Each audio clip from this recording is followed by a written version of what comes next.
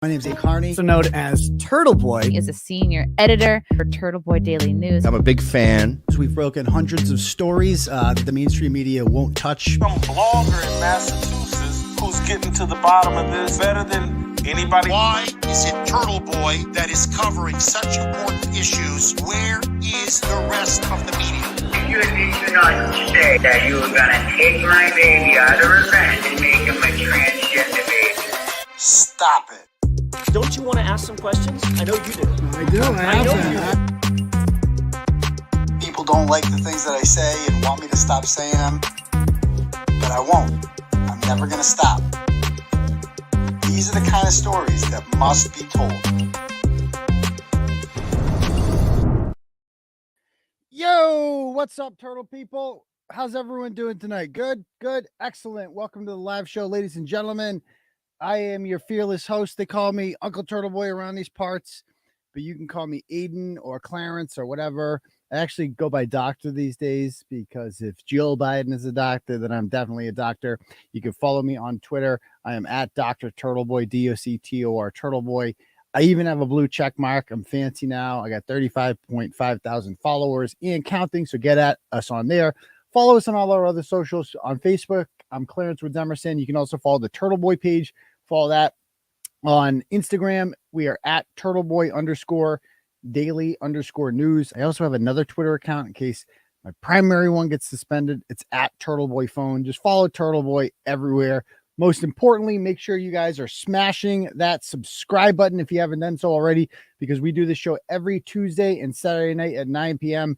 unless there's some sort of sport ball match going on, which we've had obviously the last couple of weeks with the Celtics. And hopefully we will for the next couple of weeks have scheduling conflicts with the Celtics, unless it all goes to crap tomorrow afternoon on Mother's Day. So make sure you are doing that. Also hit the notification bell because you're going to want to get notified every time we do an impromptu live. You never know when we're going to do a random one. I did an impromptu live last night, but I kept it unlisted for a reason because I didn't want to get picked up by the cops. Basically, I didn't want to get hassled by the cops. As we're going to see, I do get noticed in Canton last night. So I went to Canton last night. If you guys haven't seen it yet, we're going to be covering that a little later. We got a couple things to get to before that. But I went to Canton last night and I was, this guy, Richie is, he's like my new videographer. He's documenting all of this. He came to the courthouse hearing and stuff like that. He has been documenting all this, miking me up for these events because this is going to be big. I'm telling you, this is going to be, it already kind of is the biggest story we've ever done, but it's only going to get bigger. Like we've only just begun. So when this all blows up, I want it all documented, like how this all came about, the research that we did to put into this. And we really did some research on it last night. So make sure you hit that notification bell because you never know when we're going to do an impromptu live in the near future, etc. Okay. Anything else I'm missing here? Oh yeah.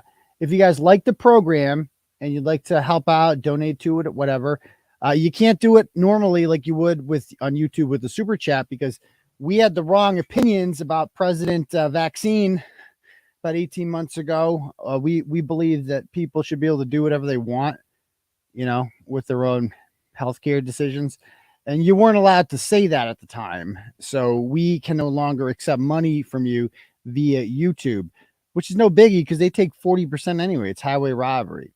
So what you can do is you can go and click on the link at the top. We built our own super chat. It's called Turtle Chat. If you click on that link, you can donate whatever amount of money you want. When you do that, you get to write a little message. And I will get an email notification on the Turtle Chat. I will read the message out loud to the class. For instance, we already got one here from Joseph. Sends $10 and says, "Truth wins." So you got that right. So thank you very much, sir. I appreciate that.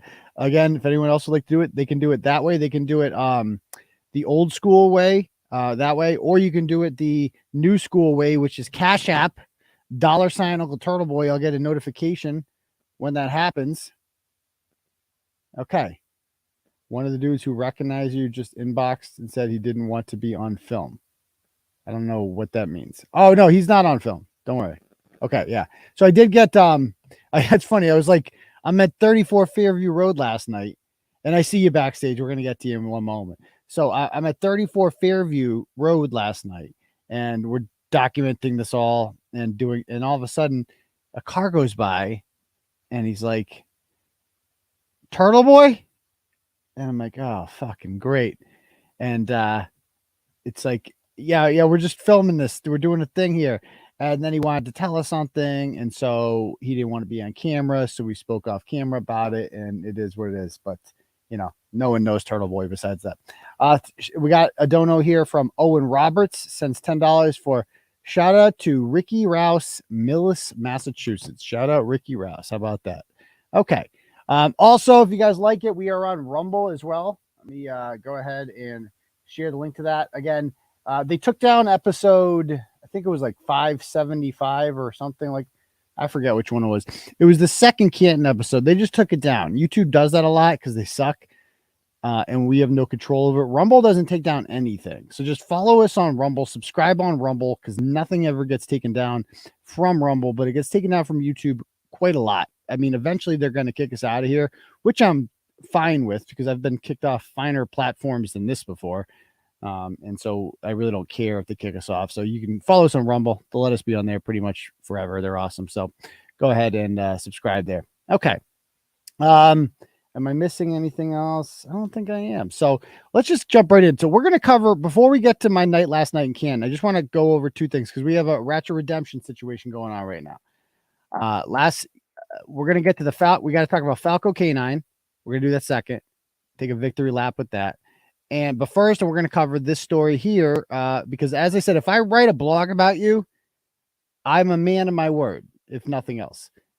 You are invited up on the program to share your side of the story. That has always been my policy, and it always will be my policy because I believe in fairness here, equality, but having both sides of the story heard. Now, we haven't even had a chance to do a lot of stories that aren't Canton related in quite some time. So it was nice to just get back to, the old bread and butter, finding some ratchet behavior out there and blogging it up. And so I'll give you a quick run through about who this gentleman is, who's going to join us in one moment. So this is Vanessa Hedrick and Dustin Rozenburg. They're from Hopkinton, Rhode Island. Right. I think that's where Failure Swift was from, if I'm correct, in Metro from back in the day, next to Westerly. And obviously she looks quite lovely. She's got the Colin Albert look. She's like a plus-sized Colin Albert, kind of. Just angry at the world. Oh, good Lord. Good Lord. And then there him. So he's in his 20s, and as you can see, he's balding very badly there. So he's angry with the world. And they had a couple kids. And as I said, it appears as if they believe that Pop-Tarts are one of the 4 major food groups. Anyway, they got in a little bit of trouble, and they filmed it the other day, or last week maybe. I don't know the date this happened. And they were riding some ATVs on what they called their property when this happened. I am. What are you doing?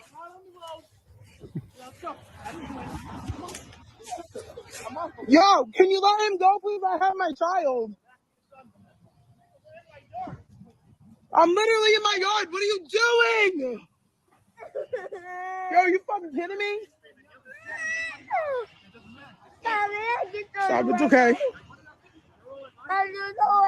You're fine. We'll go home.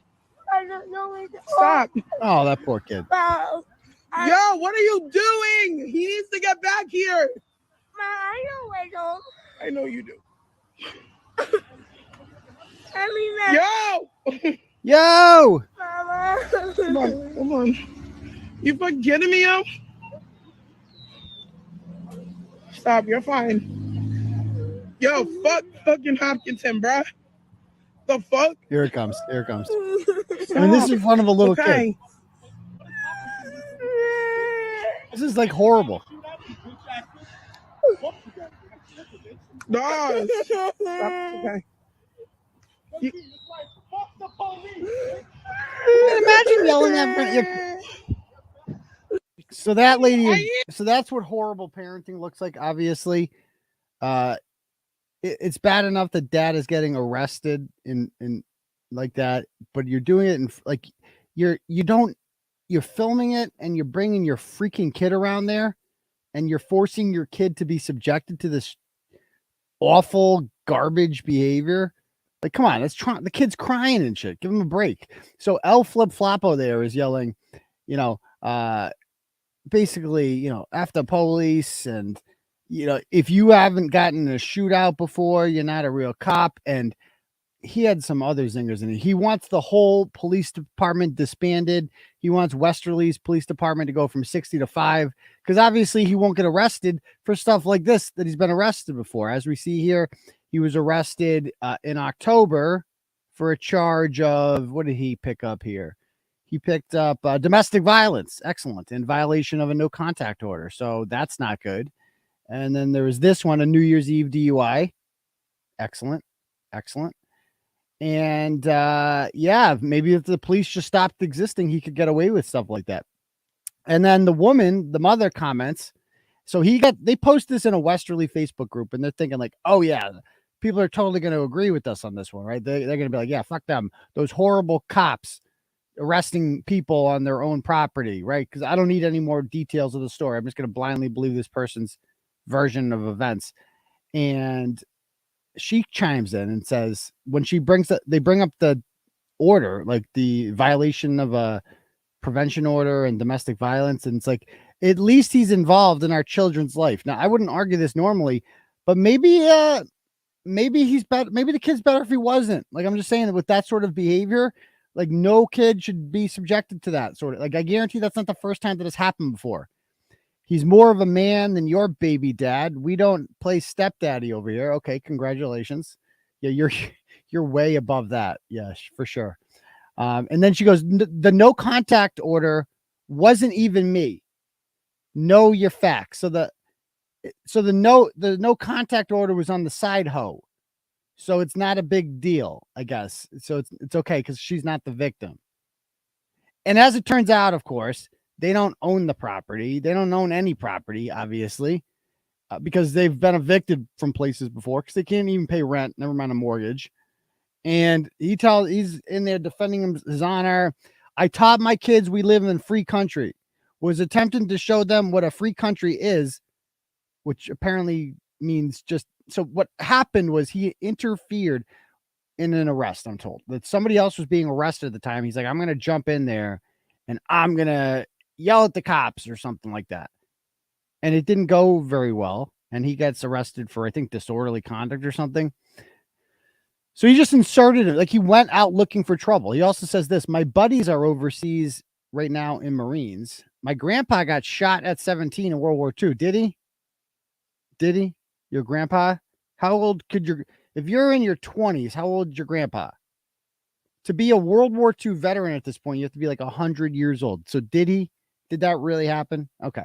Either way, so those are things other people did, not you. You've done nothing, but okay, gotcha. So the cops don't deserve it. And he also brags about how he has to pay for an attorney because he makes so much money, yet it says referred to public defender right there. He was going to sue them, but that requires work and knowledge of how the legal system works. Then there was something about unsolicited dick pics. I don't know what that was all about. But maybe he can fill us in, no pun intended. So we're going to bring him on now. His name is Dustin. We called him El Flip Floppo, I believe we called him. So we're going to bring him on right now. Talk to him. Hello. Hey, how's it going? Good. How are you? I'm good.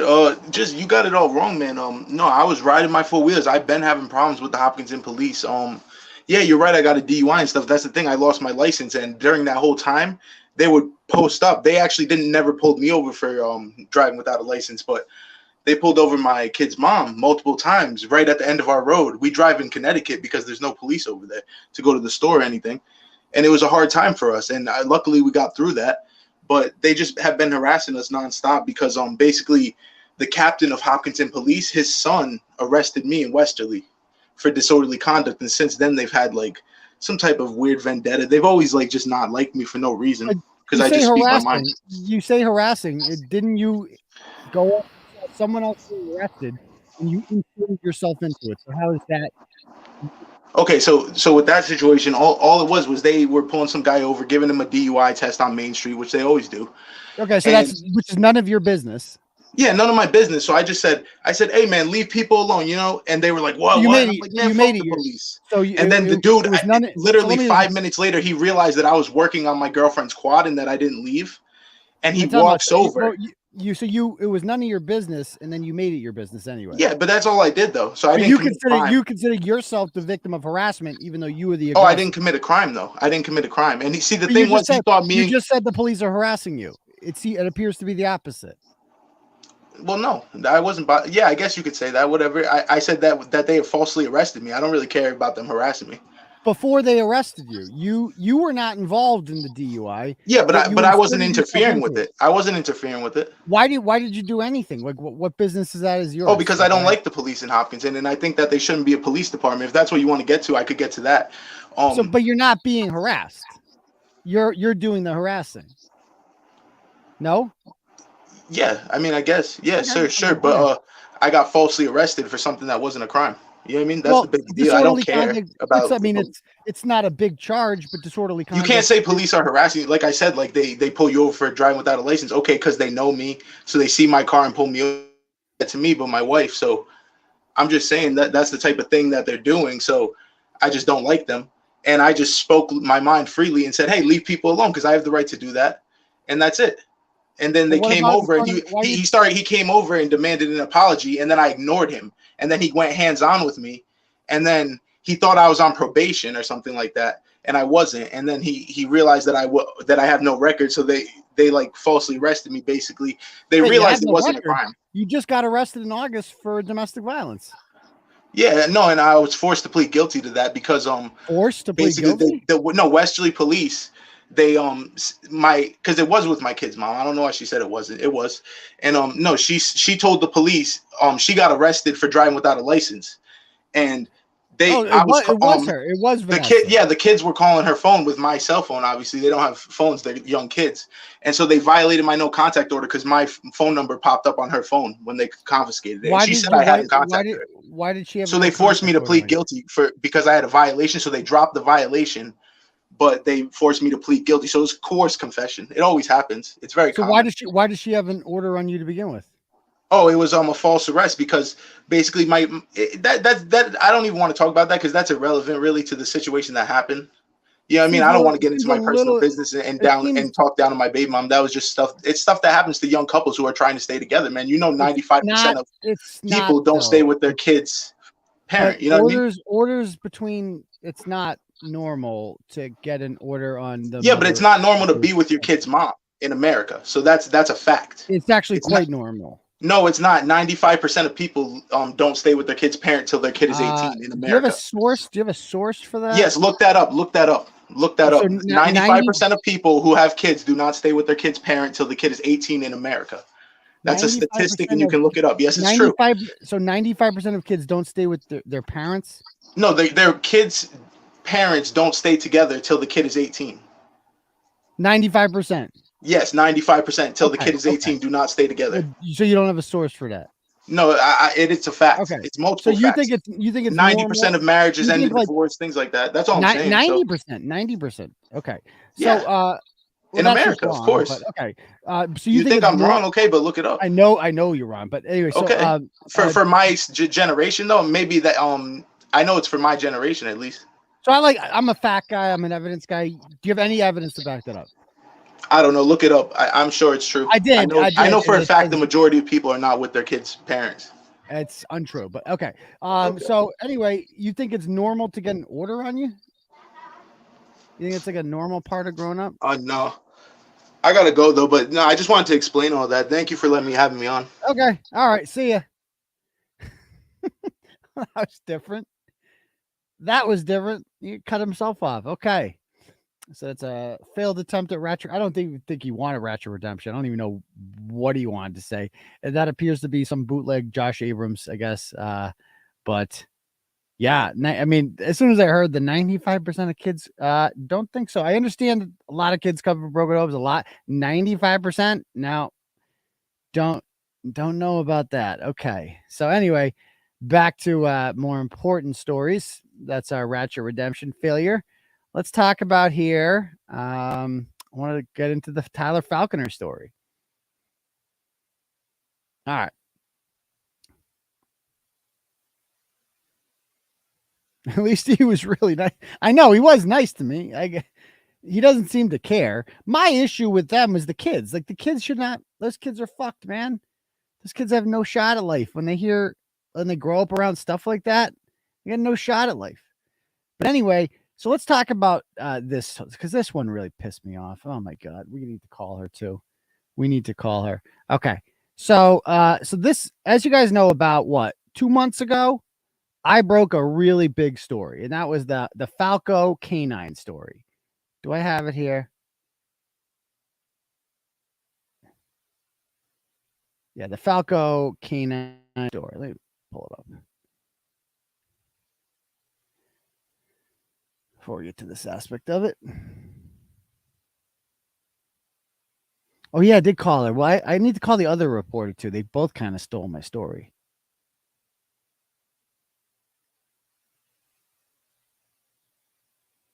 All right. So here it is. So this was a story that I published in March, I believe. Yeah, March. It's got 86,000 views. It was one of the bigger stories we published this year. And it was about this guy, Tyler Falconer. He's a Burlington firefighter who also owns a place called Falco K9 Training. And, you know, people drop their dogs off there for overnights and for day school and stuff like that. And we got, you know, sent a bunch of posts from people like this woman, Rhiannon, or I don't know how to pronounce her name, but she was, you know, had a horrible experience there, and she wrote all about it. And the dogs would come back malnourished. The dogs would always come back like 20 pounds skinnier. Horrible. And as it would turn out, Falconer Phil somehow ended up in a relationship with his former middle school teacher, and he was having sex with her on a boat, and he just whips out the camera and starts filming her when her eyes are closed, and she wakes up. As she does wake up, she opens her eyes up and is like, oh, we're making porn now. And she's like, delete that. Of course, he doesn't delete it. Moron distributes it to other Burlington firefighters who obviously talk about, I mean, that's weird. I mean, look at, man, you can say what you want about me, and we all know there's some videos out there about me, okay? But I don't send them to my buddies. Like, that's weird. That's weird. That's weird. At least mine I got screwed the old fashioned way. Revenge porn. You know, a jilted woman did, like, okay. It's weird when you send them to your own buddies. Like, hey, look at this. This is my dick. Okay. Yep. That's her, me and her on the boat. And so we started sending it around. He got sued by her, because this is one of the only states in the country where revenge porn is legal, so you don't get arrested for that. You just get sued. There was some sort of settlement. We don't know what it was, but that's really not even the more offensive thing that he does. The more offensive thing is the fact that he abuses dogs, or at least happens at his facility. Now, I don't think that Tyler Falconer is like some sort of sadist. I really don't. I don't think that he, like, when I look at his eyes, I don't see pure evil. But what I do see is a guy who is extremely into cutting corners and extremely into covering up things. And instead of like addressing obvious problems at his facility, he just lied about them, and he attacked the people who were complaining about it, and he threatened them, and he acted like a bully towards them, as we're going to see here. So for instance, he had a whole bunch of online reviews. I went and read all the online reviews from the MSPCA and the ARL.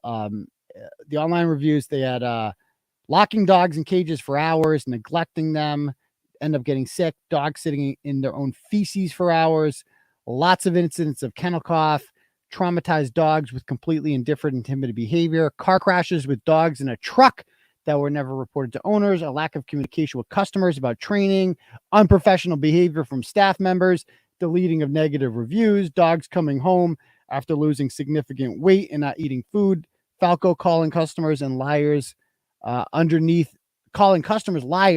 their online reviews, negative reviews being suppressed on Southie Facebook page. And like, dude, there were so many of them. Like, this was not a small thing. Like I can understand 1 or 2 negative reviews, but I remember this story took a long time to put together. And I really did my research on this story. I went like, just look at all these freaking reviews, man. And we're not going to read them all, but you get the point, man. It just went on and on and on. It just kept coming. Like, look at all these freaking reviews. So I interviewed Tyler and I said, like, I want to hear him out. And he was willing to speak with me. So I got him on the phone and I'm like, if there was 1 or 2 negative things, I guess we could ignore that. But there's dozens here, Tyler. Like, what is going on with this? And in particular, a post named from when Haley Richard alleged that some disturbing things about what her 2 dogs went through. He responds to the post essentially saying that she's lying. And he claims that she previously said great things about her experience. And that's what I don't like about this dude is that I understand he's probably not there every day. So you can blame him because he's the captain of the ship. But at the same time, it's like he's the one abusing the dogs. Okay. The dogs are being abused and neglected as a result of his not giving a fuck, right? His having no idea what he's doing. But even if that was the case and it's brought to your attention, you have a chance to fix it. And instead of doing that, he just attacked the messenger every time it happened. And that's what makes him a scumbag. And a woman named Margie simply wasn't having it. Margie made a Facebook post that was shared hundreds of times dealing with her 5-month-old Great Dane puppy Gulliver. Lost a significant amount of weight, got really sick when he went there, blah, blah, blah, blah, blah. Okay. Whole bunch of horrible shit. Vet bills up the ass. This woman documents everything. Oh, her Facebook post is down. Oh, that sucks. Maybe she got bullied and take it down. I don't know. And her post prompted dozens of other customers. This is a 2021 post. And that post was so popular that everyone it caught the attention of former employees of Falco. It caught the attention of current customers of Falco, and a lot of people start commenting on this, and they're sharing similar stories, and people start contacting the media over this. And I've seen receipts for it. Let me see if I have them here right now. Let's see. By the way, we got a couple cash apps here from Stacy Quinn, sends me $20. She says, "Thank you for being you. Keeping digging lovin' from your South Shore Turtle Girls. Keep digging love from." Okay, thank you very much, Stacy. I appreciate that. Also, Owen Roberts sends $10 for. No, we already got that one. Okay, so and I'll read a couple turtle chats after this story, but before we get started on the Canton stuff. So I think did I get this stuff? Let's see. So I'm going to read you here. This is an email sent from a former employee in 2021 to Cheryl Fiandaca. So just a detailed media. After this woman wrote the statement, they were sent to the media. We know this because Katie Thompson. So Tyler's wife, Katie Thompson Falconer, is a morning news traffic reporter, which, by the way, what on earth do we need traffic reporters for in 2023? But she's there because she's a pretty blonde woman. Like, let's be perfectly honest. She weighed 15 pounds more, as Kirk Minahan once said. She'd be working at Perkins, right? You would not be on television. You're there because you look attractive. And until you can admit that, no one's going to take you seriously. Sorry, not sorry. Anyway, back to the story here. Where'd it go? Okay.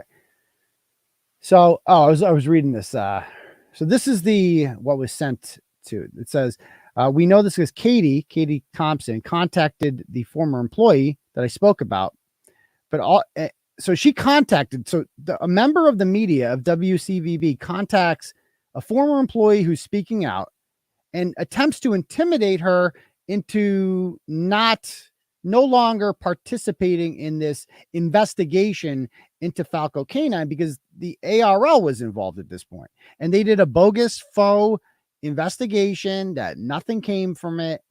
And let me read this. Okay. So, hello, my name is blank. I'm a former employee of Falco K9. I worked there from August 29th to 2020. I was one of the first employees he hired besides his family that worked there, except for one trainer named Luke. When I first came on, everything was just starting out and small. Over time, it exploded. I can go into further detail over the phone if need be, but we'll just explain some experiences I saw that I still remember. Owners' dogs who were brought to Falco's 2-week board and train would not get trained and taken care of. They say they let the dogs out every 2 hours. It's simply not true. I saw the dogs being left in their kennel for more than 7 hours straight. So I'm reading a press release here, okay, that this woman sent to various media outlets, including WBZ. She, by the way, she leaves her phone number at the end. And this post was sent to every media outlet in 2021. Every media outlet. And they did nothing with it. They just did nothing with it. As a matter of fact, one media outlet, WCVB, I don't care if it wasn't the higher ups that did it. Like, you're an employee of WCVB, Katie Thompson, and you attempted to get this story covered up. There's no way that you did not have the influence to do that. So they do nothing. And I jump on the story, 2 years later?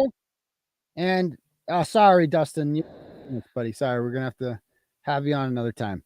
Okay, so the post. Let's see. So, all right. So more posts here. Blah blah blah. Okay, all these messages start coming in. People are very concerned about it. Another dog named Sawyer. Look at poor Sawyer here. Check out Sawyer. So this is how my dog came back. Literally skin and bones. You can feel every notch in his spine, every rib. His waist is this skinny. He looks like he's dying. So that's not good. That's not good. And what do we have here? There's just so much to this. And they asked to speak with police and there, like I said, there was an investigation into them. They did nothing. When I asked Tyler if the dogs were kept in the basement without a window or AC, he said there wasn't any windows, but that it was air conditioned and whatever. So he starts sending these letters out. So that woman's name is Margie, the one that made the Facebook post that got shared hundreds of times. And she lives in Plymouth. And his attorney, what is this guy's name? Conrad Biltzer. He starts sending out these goddamn cease and desist letters to Margie Ruggieri. All right. And anyway, so she shares the post. Rhiannon actually shared the post in 2021 and then hired them anyway, forgetting almost who they were. So when I talked to Tyler about it, he's just like, what? She made a good post about it. She actually likes us. Everything with this dude was shady. Another woman by the name of Jessica was, she lives in the Boston area. She really got heavily involved in this. Her dog luckily did not suffer like the other ones because she realized it was a problem almost immediately after signing up. And she decides that she's going to kind of be like a voice for the voiceless with these dogs. So check this out. This is a dog. This is one of his employees named Jake Walthall. And watch this video. I mean, this is horrible. This is hard to watch. Look at that shit. Dog's just pissing everywhere.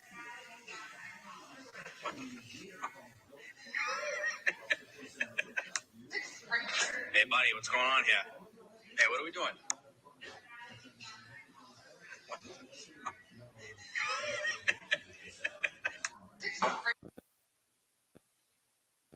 Okay. So, there's that. And here's a letter. This is, I also spoke with 4 former employees of Falco K9, 3 of whom provided information for the 2021 MSPCA investigation. Okay. So we spoke with all them. They told me about everything that was happening. There's Katie Thompson Falconer. You know, she's on WCVB and she tried covering it up. She, in my opinion, is honestly worse than him. I truly believe she's worse than him because she was basically as involved in Falco K9 as he was. He seemed like an absentee owner who just worked as a firefighter and had this business that he seemingly had very little control over as a side thing. And she knew all of this was going on, and she actively was involved in suppressing people who were talking about it. Like, this is a woman, she contacted people's works. So this is a woman, a hairdresser, who had spoken negatively about her on Instagram, about her involvement in Falco K9. And she writes, "Hi, I've been trying to get in touch with Joe. Is it possible to pass along that message? I've called a couple salons looking to speak with him." And yeah, so she tries to get people fired at the woman was a hairdresser, for crying out loud. And she sends this to another employee. "We're having a child, Erin. Oh, congratulations. You can reproduce." I hate when people hide behind that. "We're having a child. Yeah, you can't say mean things about all the animal abuse we're allowing because we're having a child. I'm fertile, don't you know? You can never say true things about me because it will hurt my fetus and they will never be the same again. You have to say nice things about us for the baby's sake." Anyway, let me read this to you. I said, "Most insanely, on Katie's wedding day, she called Margie, using it as sympathy to get Margie to take down her negative reviews about Falco, because she called Margie on her fucking wedding day." Okay. Why was she concerned about online Facebook business reviews on such a day or reading it all? It's beyond me. But Katie repeatedly asked Margie to respect her on her big day by ending her online advocacy. I said, if there was audio that I heard of this, I would not be able to share it because Massachusetts, for some reason, is a two-party consent state. So if a lunatic like Katie Falconer calls you and you're in Massachusetts and you want to document her insanity, you can't, even if you're in the privacy of your own home, you can't tape it, even though they called you first. That's a felony. So let's just say if there was a tape out there, which there definitely was not. There's no tape. That would be a felony. And let's just say I heard it, which I couldn't have because no such tape ever existed. So I wouldn't know the first thing about that. But if there was, I bet it's about 7 minutes of Katie Falconer crying and using her wedding day and her pregnancy and all this for sympathy in order to get Margie to take down a Facebook post, because that's what she's concerned about on the day that she's getting married. Of course, I wouldn't know anything about any tapes like that. I certainly wouldn't. And I said that in the blog. I actually wrote that. I'm like, there's no tape. I don't know anything about a tape. So what did Katie Falconer do? She went and called the Plymouth Police Department. And a detective from the Plymouth Police Department contacted me about it. And he was a really cool guy. He's like, and I just told him, he's like, straight up, he's like, did you record her? And that's the beauty of it. You're just like, no, I didn't record her. Did Margie record her? I don't know anything about that. I've never heard it. I go, that's a felony, sir. That's a serious crime. Margie seems like a law-abiding citizen. I wouldn't know anything about any tapes. So this woman tried to get me and this other woman, a victim of her husband, essentially. At least her dog is a victim, and through extension, her, tried to get us hummed up on felony charges for just writing about them. Like, this is a member of the media. That's why I think she's worse than him. I really think she's worse. Like, she should be arrested too. She's just as involved in this bullshit as he is. And she had the power to censor the media. Like, she was the one with the power. He had no real power. As a firefighter from Burlington, she works for a corporate controlled media entity that decides what is and is not news. So there is that. So that was part one. And then part two, I think, was about the Falco K9 owner being charged. No, that's not the one. The second one was, yeah. Okay. So the second one was this recent one where he was charged. So he ends up getting charged real quick. With the charges are, let's see, he got 5 counts of including felony animal cruelty and misdemeanor dog tethering. And I looked up dog tethering. It's when you have like a chain on them like that, because these dogs were chained up. They like never left their cages. Now, watch this shit. Like, look who gets fucking credit for this. This is what pissed me off about this.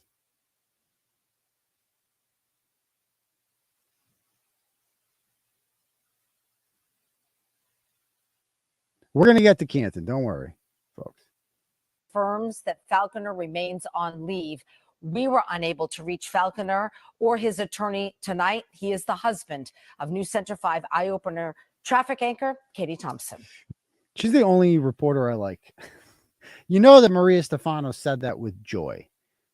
Like, I know for a fact, I talked to people that, like, she hated Mike Fucci. Mike Fucci used to kind of, like, use her. She's a veteran reporter. I'm sure she, like, back in her day, this shit didn't fly. You didn't do that. And who's this Katie Thompson person think she is? So look at that's the look of disappointment right there. The look of disappointment.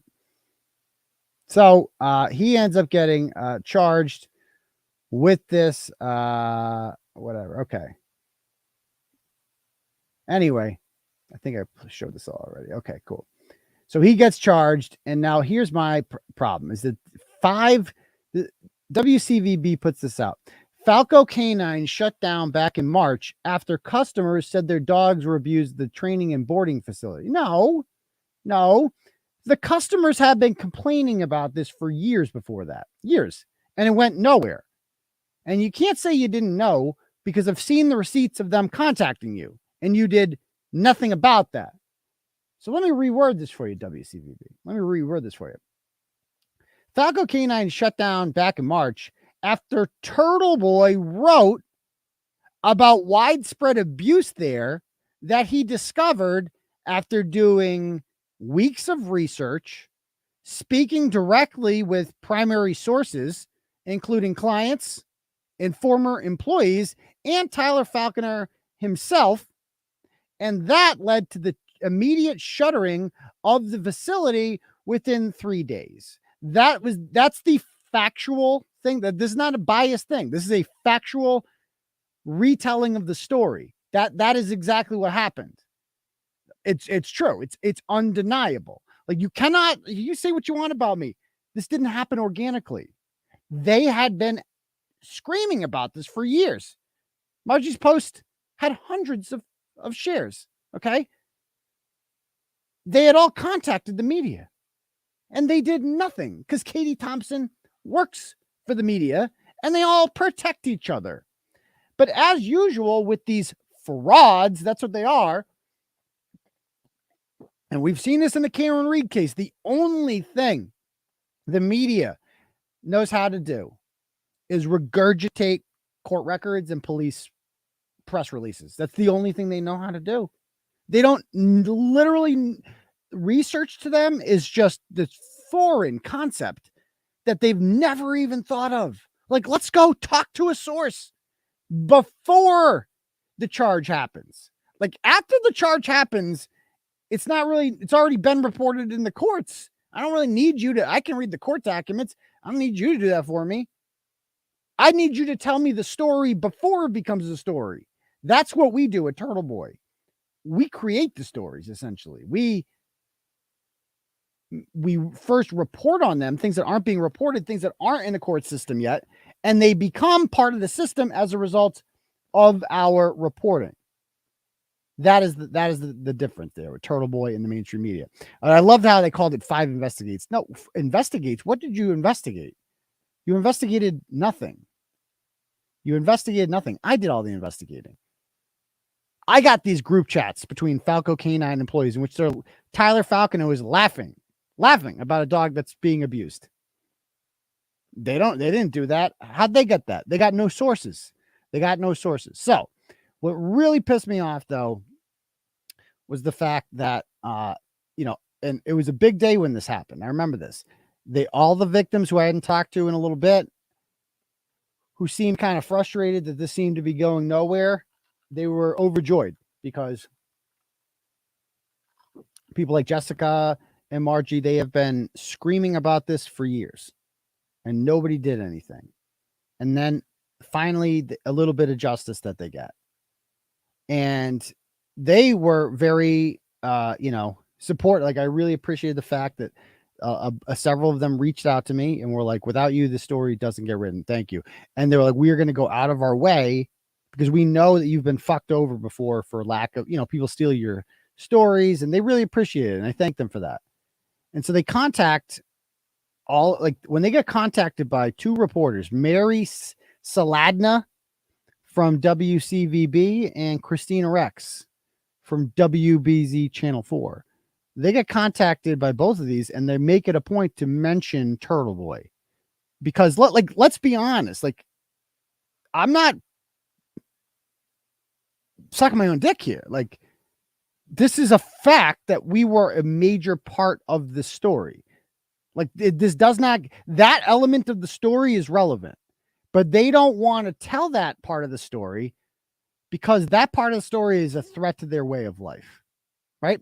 It's an indication that I have surpassed them in influence and readership, and it's not even really close. Like, let's be perfectly honest with you. Like, I have 10 times the following of all these, so-called reporters on social media. I write a story, hundreds of thousands of people read it. They write a story, crickets. Nobody talks about it. They move on to the next thing. Just tell us where the traffic is. In case my iPhone's broken, just tell us where the traffic is, sweetheart. That's your job. So this is Christina Rex. And I swear to God, they all look the same, don't they? That's like whatever these, it's not even a cocktail dress. Like, they all have the dress, the high heels, and they're like, I'm a reporter. I can read things off a teleprompter. I'm a real journalist. Look at me. I went to J school. I'm special. Not Turtleboy, though. He cheated. We're not going to treat him like a peer because he's not a real journalist. So here's one message. She messages Rihanna, and she says, my name's Christina. I'm sure you have heard that Tyler Falconer was criminally charged. I'm sure there's a lot of mixed emotions. I would feel comfortable. If you would feel comfortable, give me a call. We'd appreciate it. She says, if there's any chance you even have 5 minutes for a really quick Zoom interview while you're at work, I would so appreciate it. And then they said, I'm sure it's a sensitive topic, but I don't suspect the Katie Thompson angle will be brought up, which is, again, a major part of the story. Though I know there's quite a bit of evidence out there of her trying to intimidate others into keeping quiet, which is a huge part of the story, in my opinion, because a member of the media, like, without telling that, without talking about Turtleboy, without talking about Katie Thompson, you're not really telling the story. And she's like, nope. And then the guy makes it a point to tell me, Aidan Kearney, who's the head of Turtleboy, Daily News, by the way, not sports, broke the story for us initially. He definitely deserves credit. She gives it a thumbs up. Katie is not a focus of our story today. Oh, yeah, that's so weird. More so the criminal charges against her husband, because that's what we do. We just report whatever's in the courthouse records. That's what we do. But I do understand that she's had some questionable interactions with customers, which is too bad. Ooh, shots fired. Shots fired. Catfight. And then somebody else says, I didn't mention me on camera. I didn't realize you had said that, but I did say something to her after. And she said she can't talk about or include things about him because he's a different journalist and they can't use his work. This was later confirmed when Margie sends her this message and is like, can Aidan join us on the Zoom? She's like, no, I can't do that. I'm sorry. It's an interview for WBZ.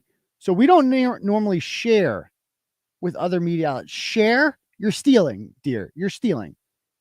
And yes, it's AIDAN. Thank you. AIDAN. Thank you. You're stealing. We're not sharing anything, but you do share. Like, every time these people say first reported by so-and-so, they take great pride in it. But when I first report it, they just pretend like, oh, people on Facebook are saying or something like that. It never ends. It never ends. It's so annoying. Or how about this one? Did she cut you? Or did she cut you out? Thank you. Watch News Tonight stations. Will be in. Okay. She wouldn't let me in. I did ask if she could credit you. She said no. Yes. Different media conflict. I asked why they didn't cover. She didn't know. It's a different media, so she can't cover it. And so I message her, and of course she doesn't get back to me. Mary Salat. So let's just give them a call real quick. Let me call them right now.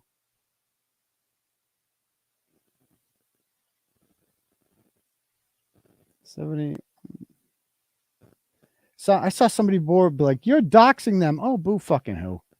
Calm down. I think she'll answer. Might get some static here. I apologize. Hello, it's Mary.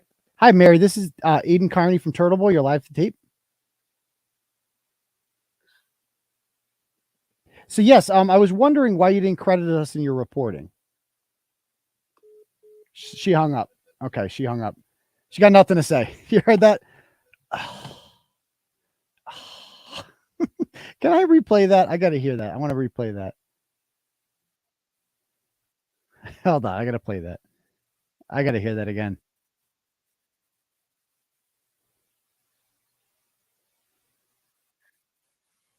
I got to hear that again. It's a different media, so she can't cover it. And so I message her, and of course she doesn't get back to me. Mary Salat. So let's just give them a call real quick. Let me call them right now.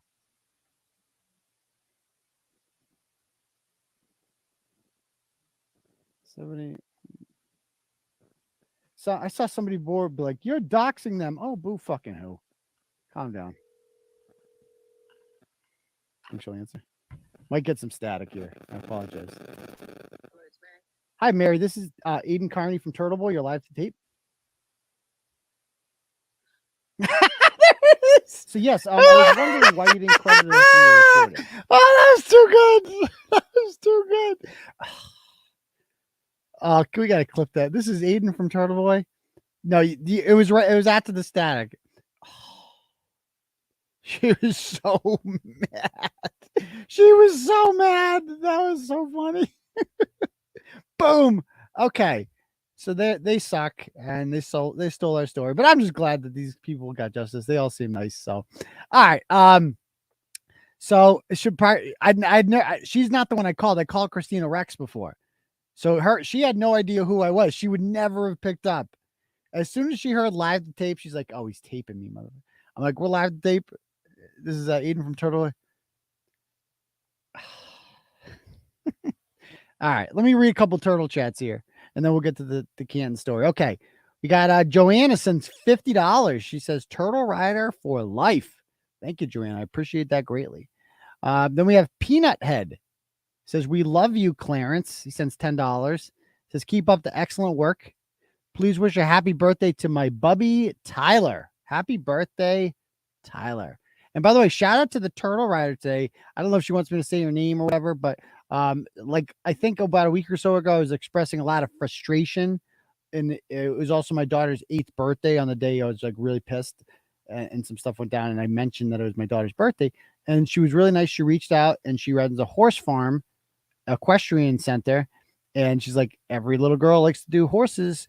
Would you like to bring her up here?" So I brought my daughter up there today, and my son. He was not planning on riding the horses, but she went up there and they had a great time. They had a great time. So thank you very much to the Turtle Rider who did that. We really appreciate that. We just have a nice community of people here at Turtleboy. I feel like really kind, down to earth people, regular folk who are, they see kids, they want to help kids. They're just nice people. What else is there to say about that? So I really do appreciate that. Okay. So thank you for the dono there as well. Next one is Mark. He sends 25 and he says, "It's awesome. People see your journalism skills with this Canton story, but there's nothing like a good Ratchet story." Yeah, we haven't had one in a while. So that was pretty cool. Do one like that. But okay, if anyone else would like to donate, the link is at the top. You can send whatever you want to Turtle Chat with a message. I will read out loud to the class. We've got 2 more in the last minute here. Leah says, "Cannot stop watching and following your work regarding this Canton case. Kudos and thank you." Good stuff. I appreciate that very much, Leah. Also, Suzanne sends $35. She says, "Happy Mother's Day to all." You're goddamn right about that. Thank you very much. Except for Krusty Panties, because tomorrow's a very confusing day for her kids. All right. So anyway, so let's jump into the Canton thing. So last night, right, I went and I didn't tell you I was doing this, Oh, we got another dono here. I got to read out loud quick. We get it from Scott. Says, amazing job on the new intro. Laura, the year of the turtle has only just begun. And sends $10. Thank you very much, Scott. Graciously appreciated. Okay. Oh, and where are you repping? We like to start this every episode off. We like to do this. Let us know, where are you watching the live show from tonight, and then we'll jump into the Canton story, shall we? Go ahead.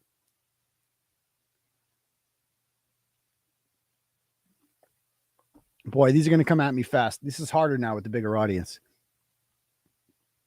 Buzzards Bay is in the house. Nashua, Clinton, Norton, Billerica, Sandersdale, Enfield, Connecticut, Baltimore, Beverly, Merrimack, New Hampshire, South Weymouth, Bridgewater, North Carolina, Fry Island, Maine, East Bridgewater, Wareham, Hudson, New Hampshire, Land Down Under, Gloucester, Canton, Bangor, Maine, Braintree, Gardner, Tucson, Turtle, North Bergen, New Jersey, Stonington, Connecticut, Northbridge is in the house, Radford, North Carolina, Malden, Charlton's in the house, Fall River, Enfield, Connecticut, Gloucester, Taunton, Medway, Long Island, Fitchburg, Weymouth, Durham, Connecticut, London, Ontario, Billerica, East Bridgewater, Duxbury, Glendale, Arizona, Brookline, Naples, Florida, Revere, East Taunton, Stoneham, Watertown, Holden's in the house, Canton, Columbia, South Carolina, Goffstown, New Hampshire, Northampton, in Canton, looking for a broken taillight, Ashburnham, hiding in the bushes in Canton, under Daddy's desk, ooh, yikes, West Bridgewater, Mashpee,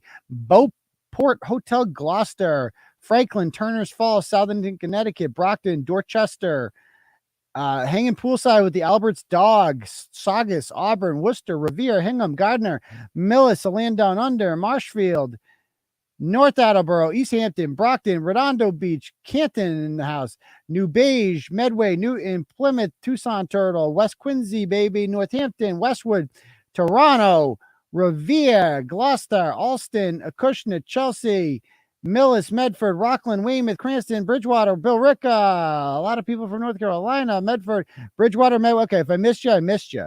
I love you. Whitensville. Okay, Galway, Malden. You only have to put yours once. I feel like people do it multiple times. But anyway, Venice, Florida. I can't. We're growing inside. I literally cannot read all the way where you're repping. There's too many fucking Walpole, Everett, Wakefield. Welcome to the party, everyone. Gianetti's bathroom. Welcome to the party. Fuji's second close restaurant. You people crack me up. You crack me up. Okay. So I appreciate that, folks. All right. So let me get what I need to get here. So I went to Canton last night, and I didn't make an announcement about this. At least I didn't say what. I said I was doing something. I just didn't say where I was going, because I didn't want to alarm or let the police know, because I just don't really trust the police that much right now, like especially with the work I'm doing in Canton. And so I wanted to be very careful about that. So I went to Canton and I met up with this guy, Richie, who is volunteered to be who wants to document this. And he's doing a great job. He's got a lot of skills. He mics me up for this. He mic'd me up for the first event at the first Karen Reed hearing last week.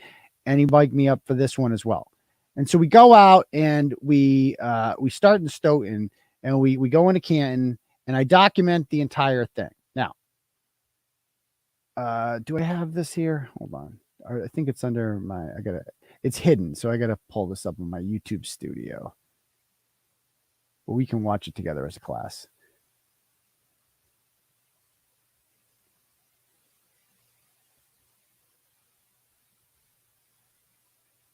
There it is. Okay.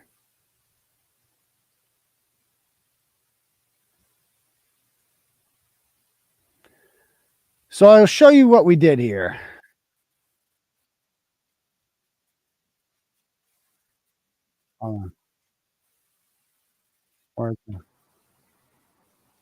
It's snowing out. He's going to fucking jet run. All right.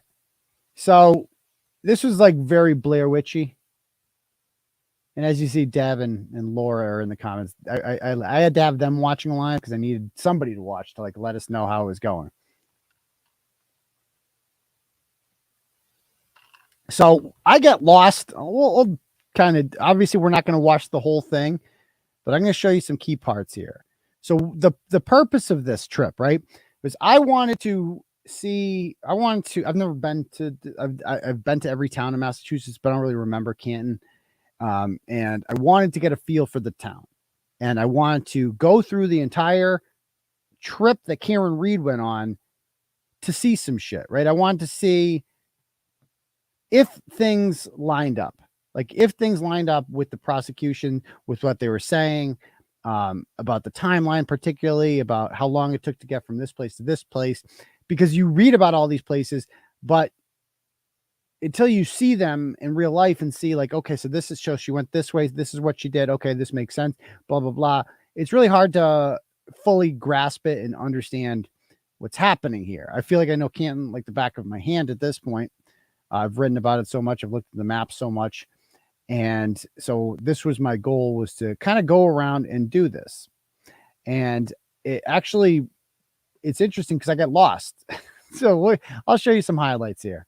Now I have it from I'm holding my camera the whole time. And then he's also filming landscape mode. A lot better. I'll show you that highlights from that too. But it's basically the same thing. In 1.6 miles at the round.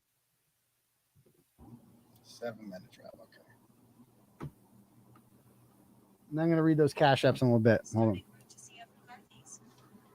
So we go to CF McCarthy's first because that's where they start. Right way. So, and then, again, this is how you do investigative journalism. This is the kind of stuff that the Boston. Okay, we get lost. So it's good though. It shows how crazy. Like ratchet messaging me about a guy called. Hold on. Come on, Fupa computer. I think we just crossed the town line, so we're in Canton. We'll get it on the way out. All right, so this is Main Street in Canton, and hold on one second. Is it always like this with the Christmas lights in Canton? I don't know.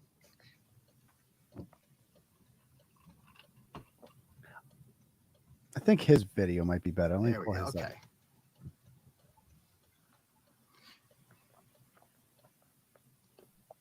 So I'm going to put the window down here. No, I got it. Okay. Just so we can film it when we go by. See what it's like.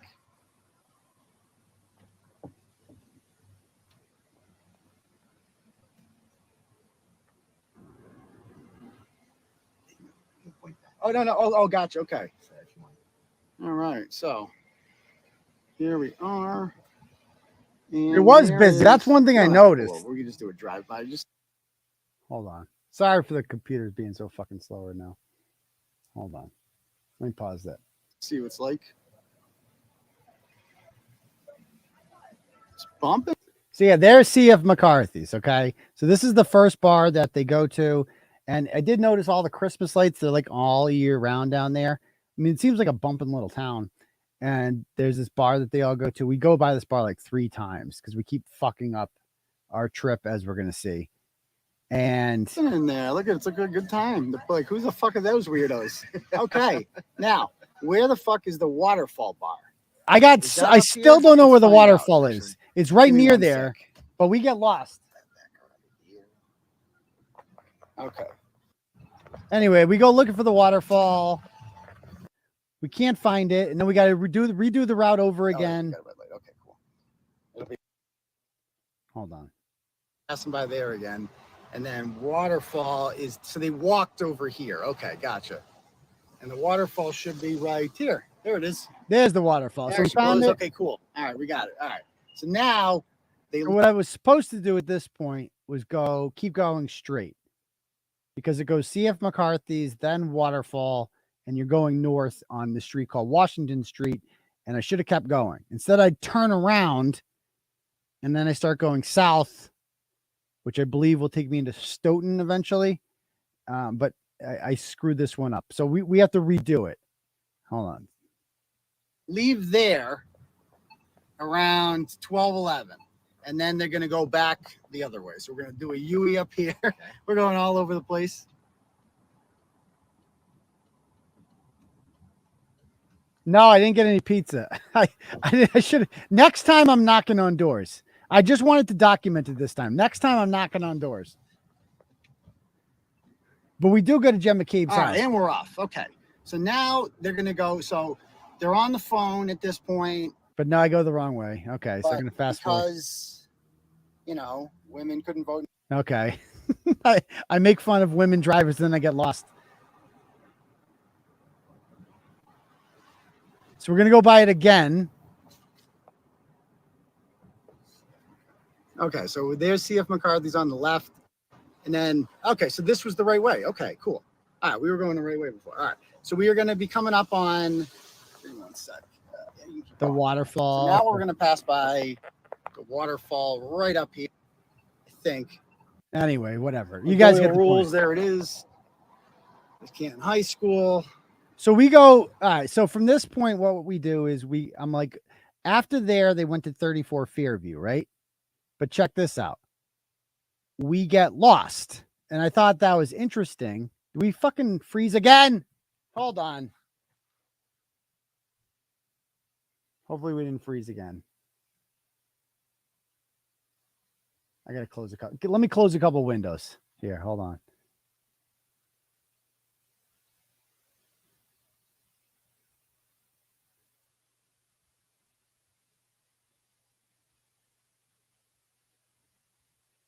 All right. Hopefully that makes it a little better. Okay.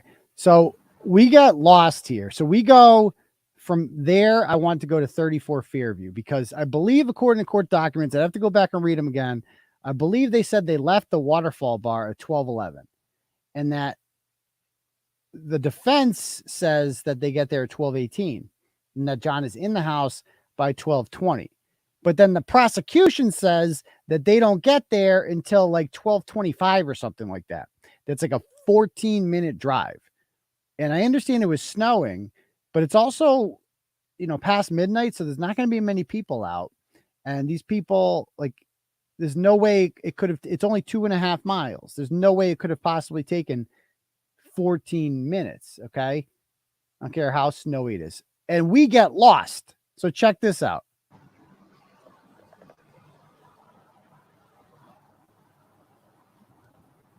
And this is the path they would have gone on. So it's been about, I don't know, 2 or 3 minutes, basically. Right, let me see. Crest has, I think, 4 stop signs. So this is me pulling onto a street called Dedham Street. And I think I'm on Cedar Crest Street. So I'm like, Fairview is off of Cedar Crest. So I'm like just waiting for Fairview to come up. And it just doesn't come up, as we're going to see. And I get lost. Before we get to wherever. So she's going down here. She's looking at her phone. Oh my God, where are we going? Where are we going? I'm so lost, John. You don't know where. We don't know where. Like, why are we even going here? Why do you have to hang out with these people? I don't even like them.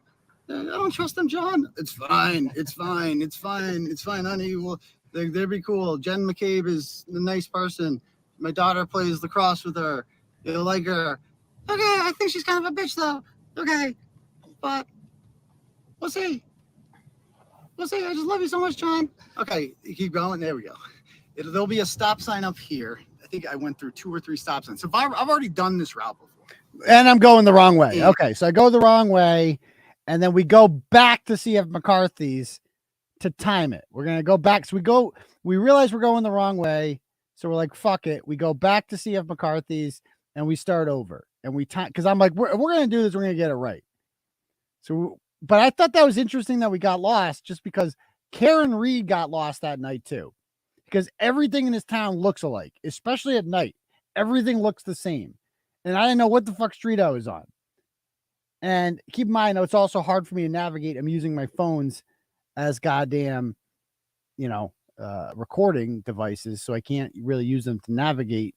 I got a lot going on. And we go back to see if McCarthy's. So we go back to see if McCarthy's. So we're going to time it this time.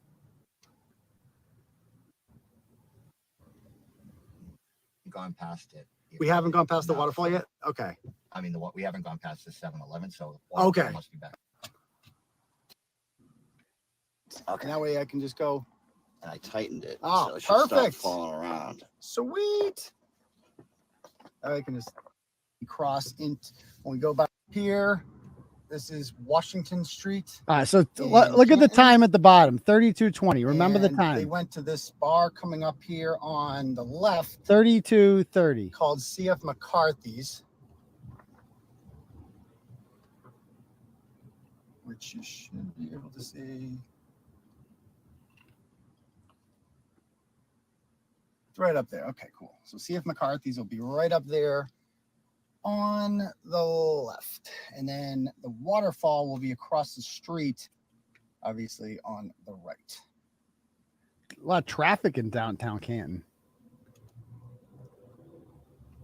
All right, so let's do the clock. There is CF McCarthy's, and the waterfall should be right there.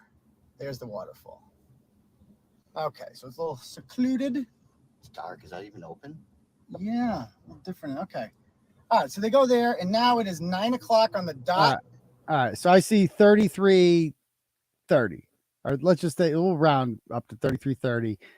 We are leaving the waterfall. Let's see what time we get to Fairview Road. So that's an easy time to remember.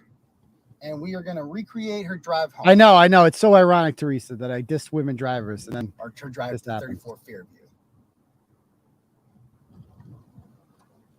So let's see. I'm noticing a lot of places here. A corner store there, a train station. A lot of these places would have cameras. Not just the Canton Public Library, which is right there. There's the Canton Library. This is kind of like the center of town, if you will. And Karen should have taken a left onto this street. It's called Sherman Street. That would be the most direct way. Yeah, so this street is... That way is to Meadows Ave. Right is Meadows Ave. Would be about a mile or so down that way. So, yeah, again, so going left here is how you get to Fairview Ave. You can go this way. It's longer and unnecessary. And this way to the right is Pleasant Street, and that takes you ultimately... or it brings you to Pleasant Street, which is where Meadows Ave is off of. So she should have gone left here, but she goes straight. And, people are like, why was she drinking and driving? It's like, well, a lot of people were drinking. Like everyone, there was no designated driver that night. Stop it. And everybody who saw her, even the McCabe's, were like, she didn't seem that drunk. So give her a break, right? That they're just trying to make her sound like a drunk so they can somehow explain why she would kill him with her car. And so, yeah, we're off. So we're less than 1 minute in now.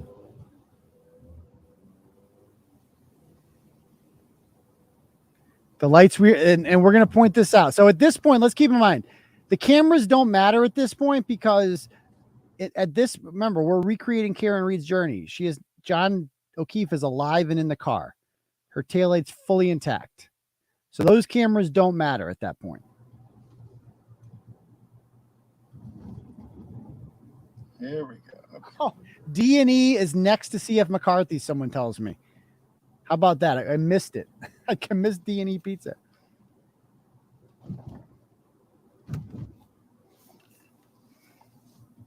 So we're at 9:01 now. It's been one. So I want to address this. So people are saying, keep in mind it's snowing, but also keep in mind that there's going to be no traffic at that time at night. And what is the biggest factor we're facing right now?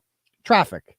Like other cars, and the fact that we don't know what the fuck we're doing as well. Not that she really did, but I feel like it all evens out in the end here. We're going like 25 miles an hour the whole time. We're not going very fast at all. A minute. Remember that time. So they left at 12:11. And we are...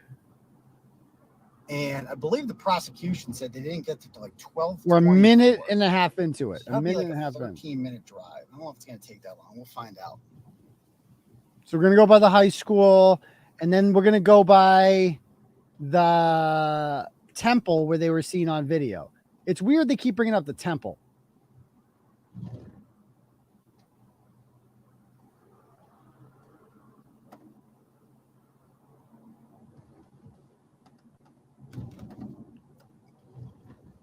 She was driving at 12. It was about 12:11. I think they were last seen on video. Leaving the bar. So the temple should be up here on the right. Yes, there it is. Okay. So we're going by the temple right now. The temple was listed by the prosecution. They said that they have video. Again, here's another red. Oh, I guess it from wasn't there red. showing her drive by at a certain time. Okay. And by the way, that left right there also would have been quicker to go down that left, but she goes straight. She would come down here and she would take a left onto Dedham Street at the next light. Okay. And this time we're going to get to Cedar Crest. Okay.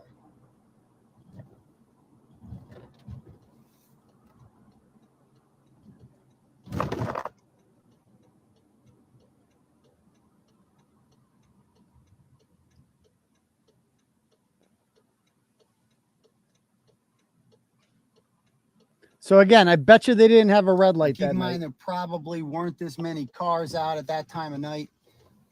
A little bit different here. Okay. So now we're on Dedham Street. This road eventually will take you to Dedham. That's why they call it that. But we hopefully we don't get that far this time. We're going to take a left onto So we're gonna go by John F. Kennedy School here. Be the next left. Should be the next left. So not like probably, I don't know, quarter mile down the road. Yeah, it's smash that like, people. Smash that like button. So there's Canton High School. No, John F. Kennedy Elementary School.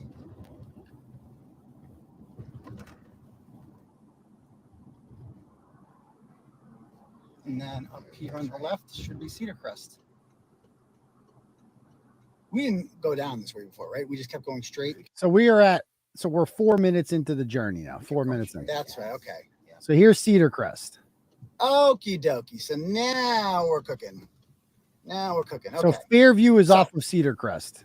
Stop sign. Yeah, this is okay. There's like 4 stop signs on the street because I drove down it a little already.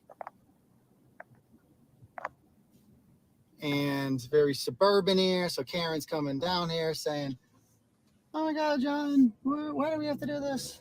It's like 12:30. You have to be up in the morning. Your kids need breakfast. And what are we doing? We're in our 40s. Why are we going to an after party? Who's going to be there? Whose birthday party is it? Who the fuck is Brian and Albert Jr.? Why are we hanging out with 25-year-olds? That's weird. Okay, I don't know, honey. I want to fit in. My kids are friends with their kids, and these are kind of important people in town to get to know. And just give me a break, will ya? Okay, John. But only because I love you. And I'd do anything for you. Okay, cool. I love you too. All right, so now we are coming down here. Okay, so yeah, as you can see here, it's a nice area. So we're nice 5 minutes. road. We're 5 Glad minutes into the journey. trick-or-treating is real nice around here. Everything looks the same, especially in the dark with all these goddamn stop signs. So imagine Karen Reed driving down this when it's snowing out and be like, "Where the fuck are we going?" It literally everything looked the same. It was weird. And like, which one is Fairview? Okay. And we got lost our first time trying to find Cedar Crest. Went right by it. Straight. Yep, straight. Okay. So what we're gonna do, she should have gone left up here on Fairview, but we're not gonna do that.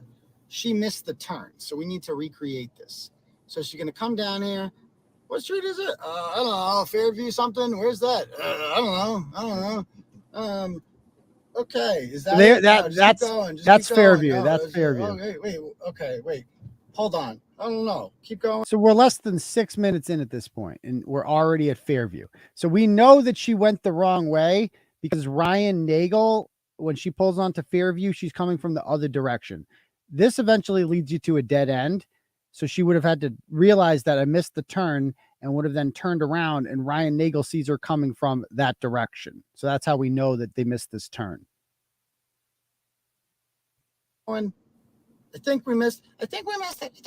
Okay, well, maybe you should just turn around up here or something. Okay, why don't you just do a U-turn up here and we'll turn around, okay? Not a 3-point turn though. Those are dangerous. All right. Right here? Yeah, just do a little turn around.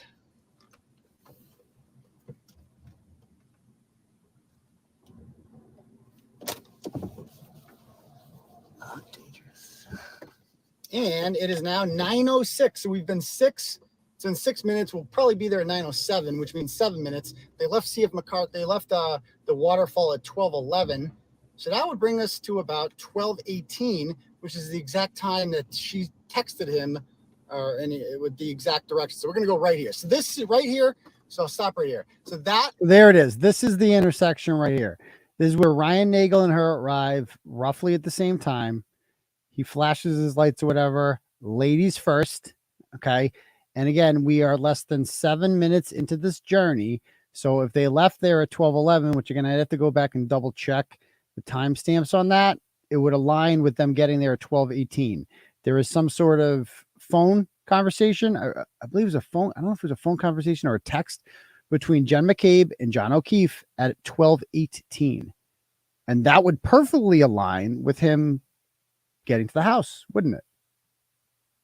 And so Ryan Nagel is going to let her go here. Ryan Nagel is the only witness of this whole thing besides Matt McCabe, who allegedly stands by windows and looks outside of them at parties. This is where Ryan Nagel pulled up and things got awkward. He yielded to her and allowed her to go right here. So Ryan Nagel is behind them. So now we can proceed. And so she's coming up here and she's like, oh, where is the house, John? They all look the same. And indeed they do. Again, and this is okay. So next so person, is the driveway. Next person who says that, you're no longer allowed to read my blogs. I've said this like 4 times already. I'm aware that it was snowing, but you understand the fact, like, we've already fucking done the math with this. We've already come to an agreement here, Halfhammer, that they had snow slowing them down, but we were driving pretty slow and we had traffic, which they did not have at that hour. There would not be traffic. With the time that we were doing this, there's traffic. Okay. So next person that does that, timeout time. Okay. Like bad, naughty. Stop bringing that stupid comment up. Anyway, did you guys know it was snowing out? I had no fucking clue. I haven't said that a million fucking times already and accounted for it. Jesus Christ. Oh, anyway. So now we're going to pull that. Now we're pulling into the street. So is this his driver or is the next one? Of 34 Fairview. And she's going to pull up all the way to the end. So this is their house. So now this is my mistake. Okay. Now here's what happened. She drops off John right here. Cause I'm like, why would she pull up down the road to drop him off? That makes no sense. This is the most direct way into the house. The door is right there. Of course, she's going to drop him off in the driveway. So she drops him off and he's not wearing a jacket. So he makes a beeline for the door. And a lot of people have said, well, how come Ryan Nagel didn't see him run in? Well, it would make sense, right? Because Ryan Nagel's behind them now. John jumps out of the car. If you jumped out of the car without a jacket on and it was snowing, what would you do? You would make a beeline for the door too, would you not? Of course you would. So they make a beeline for the door, and then she pulls up, down, and leaves space for Ryan Nagel to pull up and wait for his sister Julie to come out. And she is going to pull up on the side, and she's going to text John. She said, because they were saying, like, we don't really know anyone in this house. Like, I don't really know. I know Jen McCabe, but I don't really know these motherfuckers. And text me. She was worried about it the whole time. And so she's like, just text me when it's all set. And so she's sitting there and no text comes. So she waits. And Ryan Nagel his sister comes out and it's like, we're all set. Now keep in mind, what I think happened was I think the beating started as soon as he went in there. I think he was lured into the basement and a beating started. And I think, this is just my theory, that Julie Nagel knew this was going on. So she came out and told her brother abruptly, I'm all set. We're just going to sleep here. Julie Nagel happens to be dating Brian Albert Jr. So of course that's going to factor into this, right? That's just my opinion. Of course, can I prove that? No. But when no investigation has been begun into this, what else do we have to go on besides theories? Like, they literally just didn't investigate any of this. So, and we know Karen Reed didn't kill him. I cannot believe people are still hanging on to this nonsense about Karen. Stop it. We're way past, did Karen Reed do this? the questions people should be asking now are who did, like, who, tell us everyone that did this. Tell us everyone who's involved. Like, that's what we need to know, is who exactly. We know that he's dead, and we know that somebody is dead because of something that happened to him in that house. And we'd like the details of that. We'd like to know who, what, where, when, why. That's it. So let's play some more.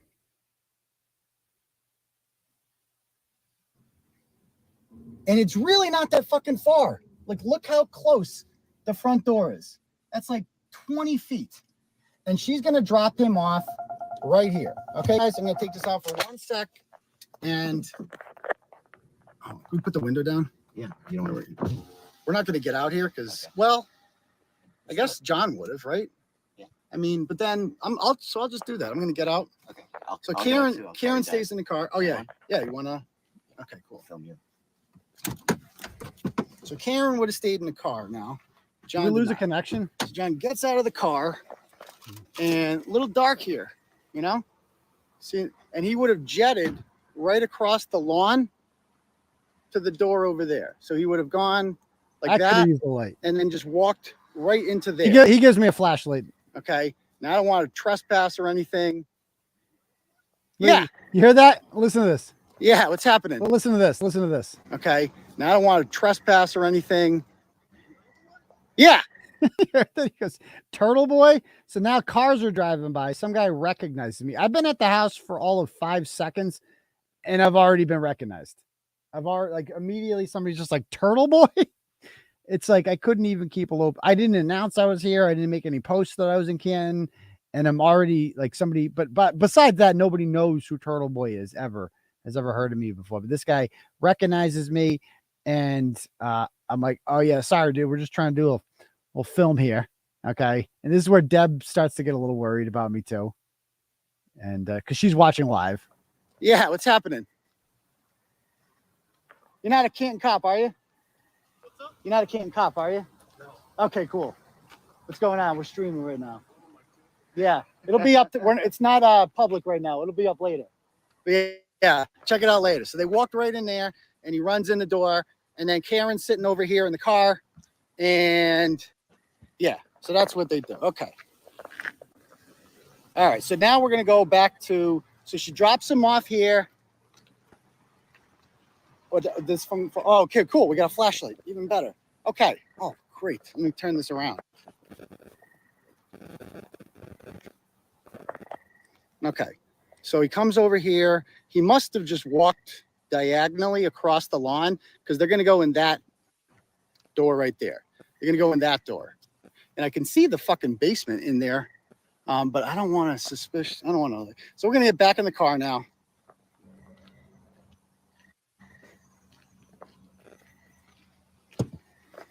So this is where the fucking 3-point turn happened.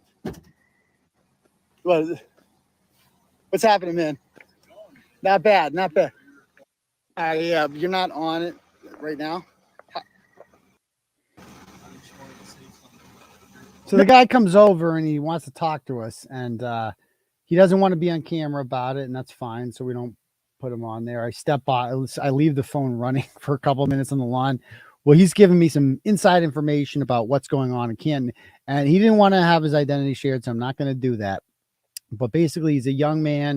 He knows all the players involved here, and by the way, I thought it was interesting that we were causing gridlock on Fairview. So this road is a trafficked road, not the most heavily trafficked road, but certainly a trafficked road that connects, like, people in various parts of town could probably get, you know what I mean? Like, people probably use this road. There's no fucking way that John O'Keefe's body was out there for 5.5 hours without anyone noticing it. I no longer believe what I used to believe. I used to believe that they dumped his body out there at 12:31. I no longer believe that. I think they dumped his body out there closer to 4:30 a.m., maybe 5. We'll see. Maybe after Gemma, I don't know. But the plow, and this is one thing that has not been emphasized. The plows went through there a reported 3 or 4 times during that whole time and never saw John O'Keefe's body. never, and enough with this whole, it was snowing crap. Okay. We know it was snowing. There was like 2 inches of snow at this time. Okay. Relax. The big snow comes later on. And so I start talking to this kid or whatever. He tells me about how a lot of people in town are like he sees the McCabe's going out, like nothing has changed. They're going to formal events, kids games and shit like that. That Colin Albert is out and about in town showing his face like no big deal. All of these people, and that they have all been encouraged by parents and older people in town not to talk about it. Like this kid talking to me was like a risk. Like, oh shit, Turtleboy. Like I'm not liked in this town, and I couldn't be happier about that. But anyway, no. It's, I mean, this is like. So he interviewed. We talked for a couple minutes. I come back and get inside in the dark. Now you can see why Ryan Nagel wouldn't even notice that, right? Because Ryan Nagel would have been right over there. No, we're gonna do that on the way back because he's. We have to. All right.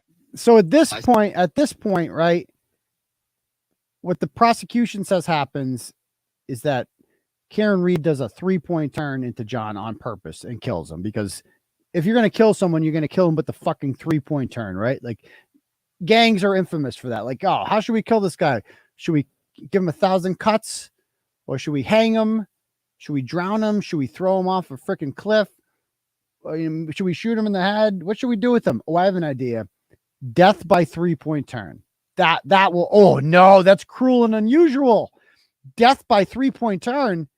If you hit someone with the 3-point turn going backwards in reverse 5 miles an hour, then everybody knows that their eyes bulge out. They have a huge gash in the back of their head, and their arm looks like it got eaten by a pack of coyotes. That's cruel. You can't do that. Even the mob doesn't kill people that way. But Karen Reed's just gangster like that. So she decides that she's going to finish him off.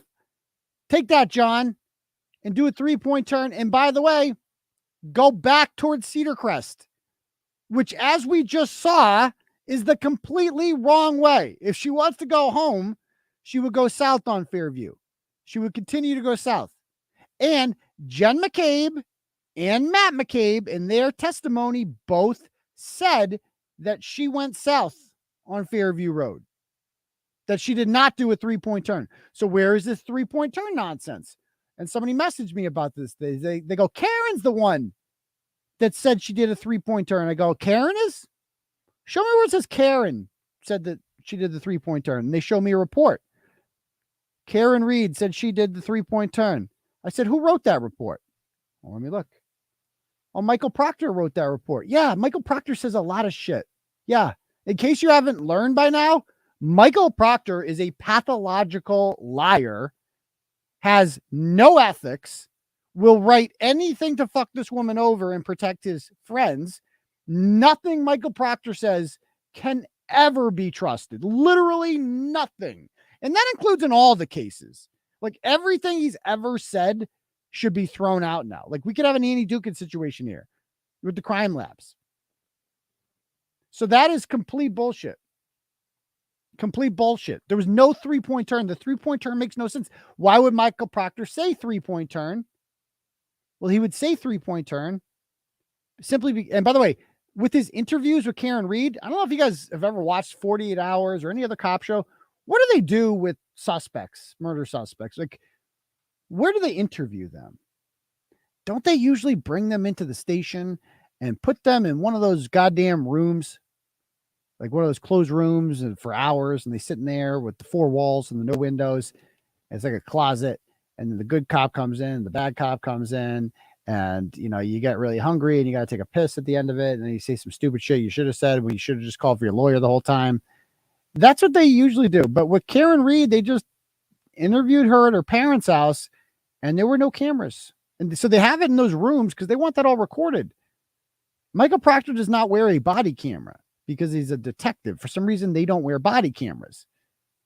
The regular troopers do, but the detectives do not. And so Michael Proctor's interview with Karen Reed is not recorded. There's no record of it. So everything is just, we have to take Michael Proctor's word for it, which now we know is completely worthless.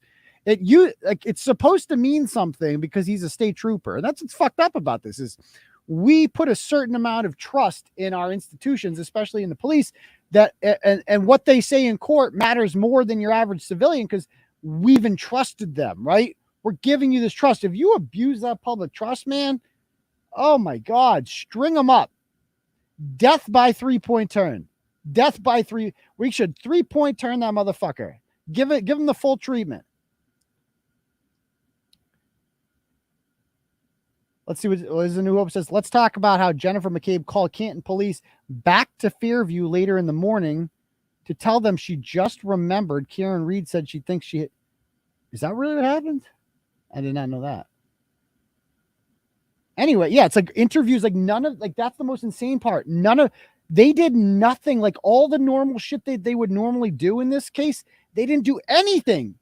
And it's a death of a police officer.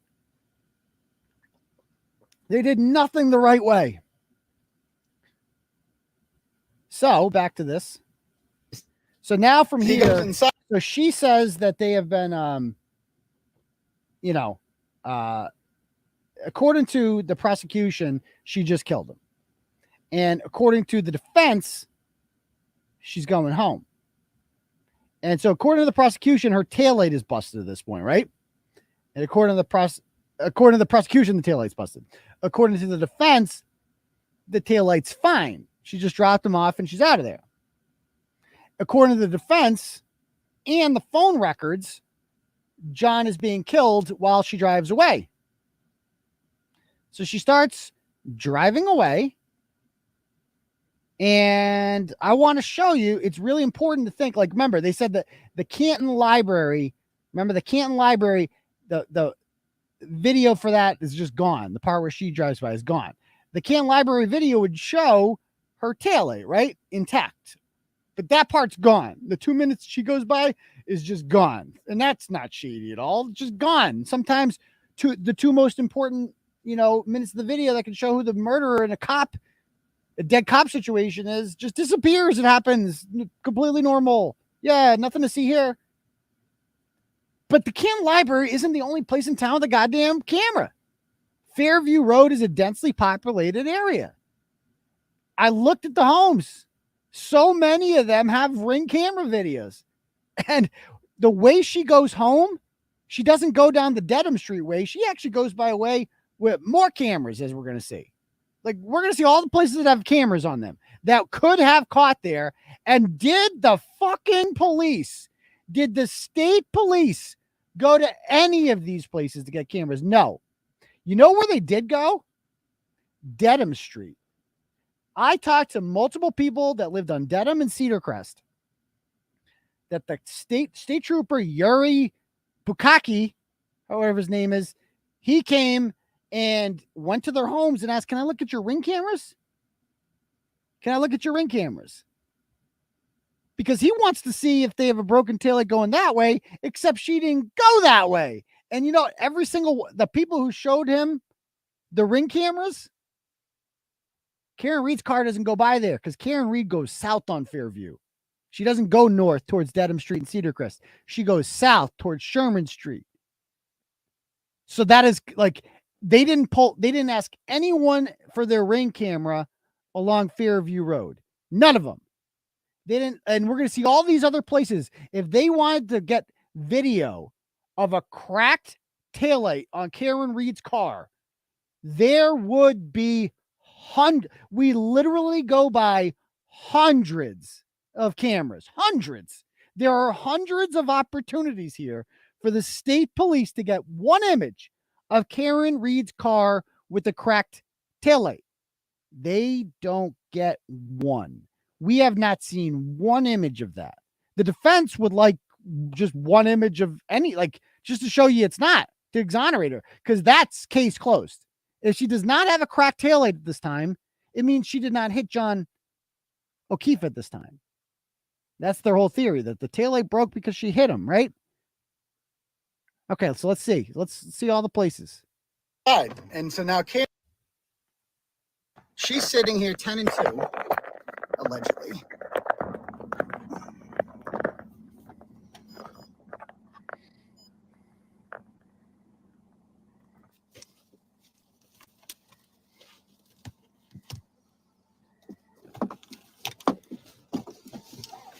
And by the way, she called for the commenter before. She called Michael Lank at 9 a.m. Michael Lank is the fixer in town. He's like the guy that you call. He's the proctor of the Canton Police Department. He's the guy that Chris Albert called 20 years ago to, Lank was drinking on, and then he got notified by Chris Albert that the Lapalato brothers just beat him up or something. And he's like, hey, can you go clock in and go arrest these assholes for me? Oh, sure. And he goes and he's been drinking and he goes and arrests these guys. They get acquitted. They end up suing the police department. And I mean, just a bunch of morons running the Canton Police Department, just complete morons running this police department.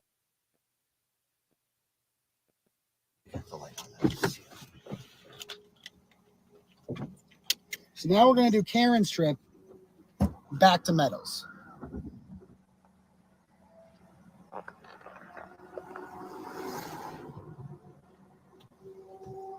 And I want you to notice how many homes we see here. And we'll see how many freaking, I bet you a bunch of them have Ring cameras.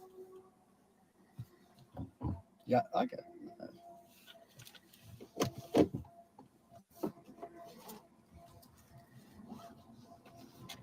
So there's one house there. I see a Ring on that one. I see a Ring camera on that one. I bet you they all do. I mean, everybody's got Ring cameras.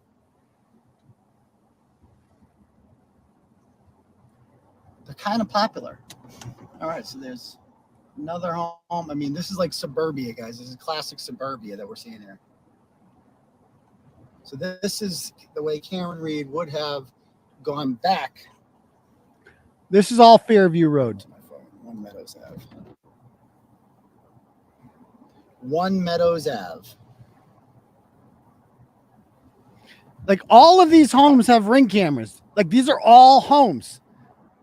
It's like dozens and dozens of homes. Yeah, so she's driving. Not a single one of these homes had their door knocked on by the Massachusetts State Police. Back there now. So this is where any of these, all the shit we're seeing. So remember, the prosecution says she has a broken taillight because she just left him to die in the snow. Okay? She just left him to die in the snow. Now, Ryan Nagel, you saw how close. He didn't see it. He saw her sitting there as he drove by, 10 and 2, with the interior light on, probably programming One Meadows Ave into her phone or waiting for John to text him back. So we're going to go left up here, second left, and then a quick right. So she would have gone this way. Next left. Yeah, next one.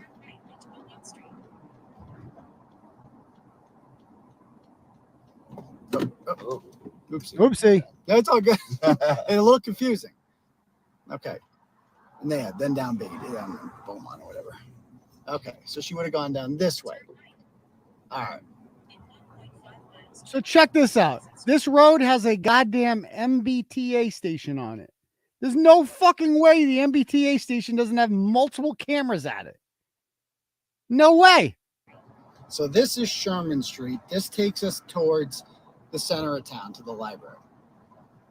At the intersection of Washington and whatever. Now look at this. There's a fucking, this is an MBTA station we're coming up on here. You're telling me none of these places have cameras? That only the library had a fucking camera? Any of these places could have picked up her taillight camera. Any of them. Like, that, you're telling me there's no camera in there? Give me a break. Of course there's a camera in there. There's cameras everywhere. Like, they weren't driving, guys, through the freaking middle of nowhere. This is the center of a town of 25,000 people. It's not like the boonies. It's the suburbs.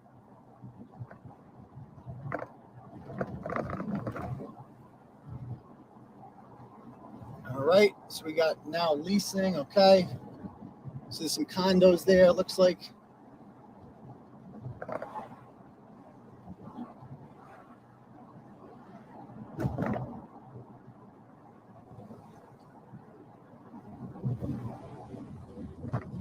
I mean, look at all these, dude.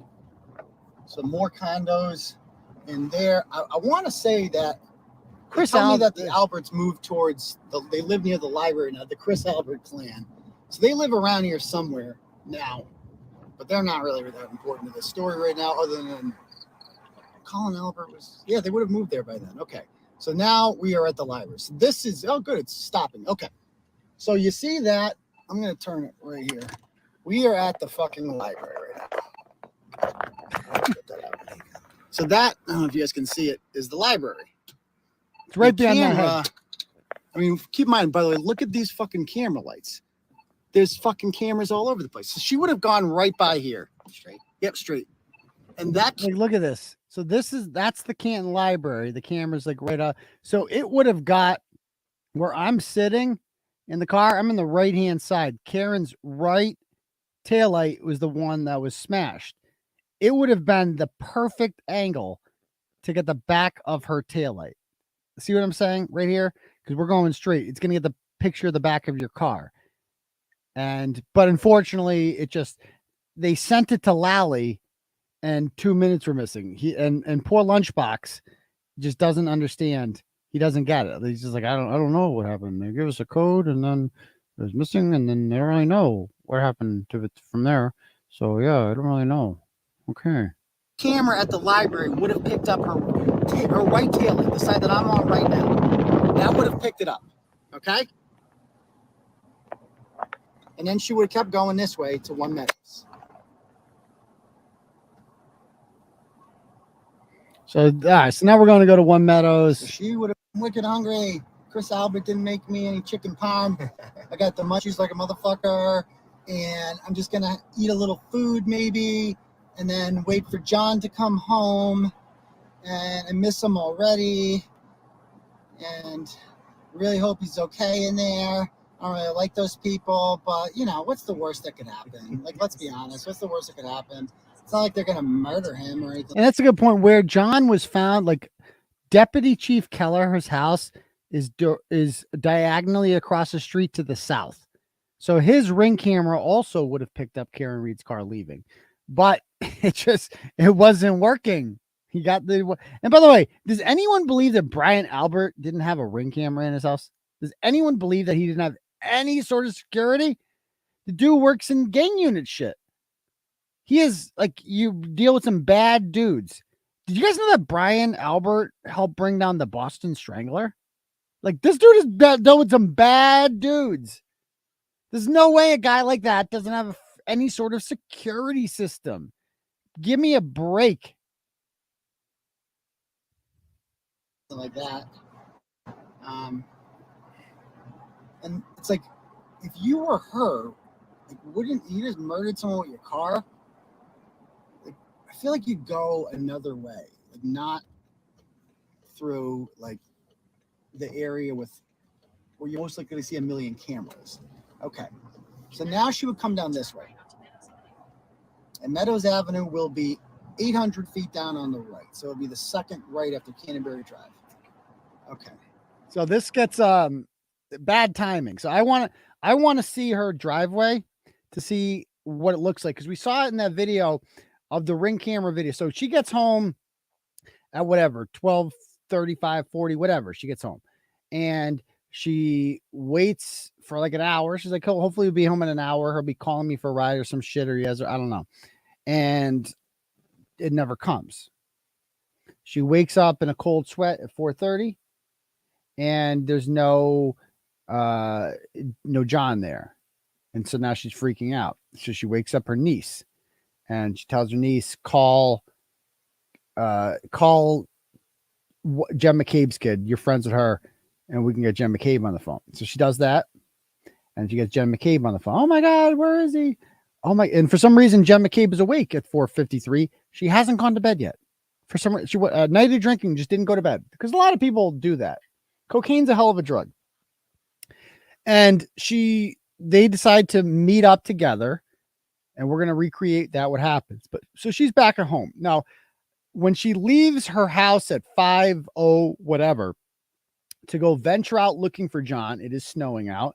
And I wanted to see what the driveway looked like, because she hits his car And it's very clear. We've seen the video. We've played the slow-mo video. The car clearly moves and it hits the right taillight. And then you can see her leaving. Something's wrong with the taillight. It's missing something. It's clearly broken a little bit. Not destroyed, but broken a little bit. Gonna need to get that fixed. So she pulls out of there. And I wanted to see, like, how small is this driveway? It's very small. Unfortunately, we couldn't get that good a look of it because his nephew was in the driveway playing basketball. So I don't like stop. Like, I just keep going when that happens. We'll see. So there's Canterbury. He'll be the next right. So this is Meadows Ave. That's the house, okay? And I want you to see how small this driveway is. I'm just going to go by it slowly. Okay, so just keep going. Don't go too slow. Oh, just keep going, keep going. That's his fucking nephew. Yeah, we don't want to be creepy. Okay, so that's his house. And then keep going. And then up here this is where Colin Albert lived. That is the Chris Alberts. They don't live there anymore, okay? So we will just keep going. So I guess what happened here was that from what I'm told, that Colin Albert, ever since he was a kid, used to like you cut through the backyard and you would get towards the main street that way, and it was faster for him to do so. I don't know. I guess he would do that a lot. And John didn't like that about him. He just didn't like this kid. They didn't like each other, and Colin didn't like being told what to do. And Colin's father, Chris, enables this sort of behavior, as we saw in his messages to me, in which he told me it would be unfortunate. It'd be very, it was unfortunate that I was writing about his son. Unfortunate. Sure thing. Can get that kid on film. I don't want to get okay. So now, okay. So we'll stop up here. We can turn around up here and just talk for a moment. So remember in house, but not before she takes a quick detour to see if McCarthy's again. Okay, so we're gonna go back that way. So now we're gonna recreate, kind of follow her steps. Karen's journey before we get to Jennifer's house, where she meets up with her and Kerry Roberts. So we are gonna. So this is what she does at this point. When she pulls out of that driveway and she hits John's car, she drives. She's supposed to go to Jennifer McCabe's house. Jennifer McCabe lives like, I don't know, 8 minutes away, 7 or 8 minutes away. You're gonna have to go back to the center of town and up Washington Street to get there. Go past the temple again, go past Dedham Street, and she lives up towards there. But first she goes back to see if McCarthy's, because she's like, if you're Karen Reed, keep this in mind. You have no fucking clue where John is. You just called Jennifer McCabe, who has told you that he never came in the house. And you have no reason to think she's lying. So you're like, where the fuck is he? Is he up to some shady shit? Did he walk home? Like, is he legally drunk? Like, did he get hit by a plow? A lot's going through her mind. So she goes back to see if McCarthy's. And to me, that screams of the behavior of an innocent woman, because she is completely clueless about where the fuck this guy is. Like, she goes, so she's like retracing her steps almost, because she has no fucking clue. Did John go back to the bar? You know, maybe she's thinking, I don't know. Where the fuck is he? So we're going to follow. Here we go. I can hold this. You sure? Where would he have cut across the lawn? Is that still his fucking car? The Chevy Traverse? Yes, that's their driveway. Notice it's not like it's so that right there. I don't even know if that's his Traverse or not, but it's a Chevy, and it's like right where he was parked. And we saw it on the video how she backs into it. It's not a big driveway. Okay. Looking for a quick. She already knows that.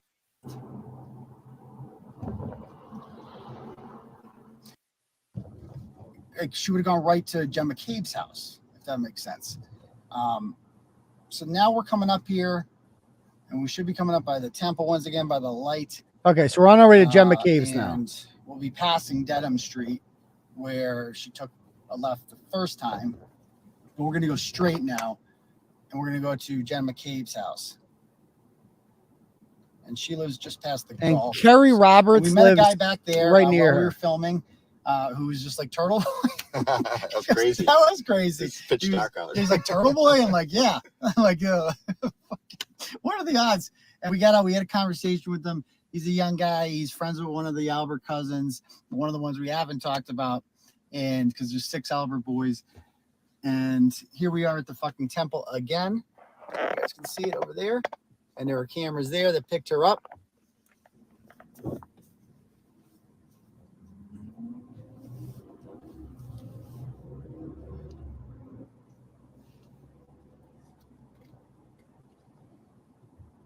And then Fairview. Just turn for 1 second. Oh, yeah. See, it's pointing that way. Just go like this. That'll make it straight. And then flip it. Now it's just going to point forward. Oh, There you cool. go. Yeah. Cool. Oh, nice. That way So anyway, now I'll we're go going to to- go to Jen McCabe's house. Where do you see Jen McCabe's house, by the way? This is Rich. So she's Left here. So this is our 12 Country Lane. This is Jen McCabe's hood. Does she still live here? Yep. Okay.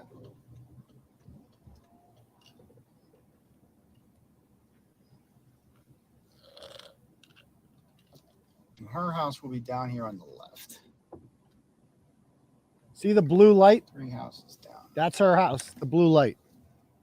The destination is on your left. 12 Country Lane. Okay, that's her house. Arrived. But that one, yep, the one we just went by. So that's blue Jen lights. McCabe. Yeah, so yeah, with the blue light. So we can turn around here. So she's gonna meet up at Jen McCabe's house here, and we'll see what happens. What do the blue lights mean? I think they're doing the whole like Blue Lives Matter shit. Like, so her house is a lot of that shit. Oh, okay. Pro police stuff. She really has been pushing that hard since she was involved in the death of a police officer. So this is Jen's house. You can go by it slowly. I mean, it's disgusting. Whole bunch of cars outside.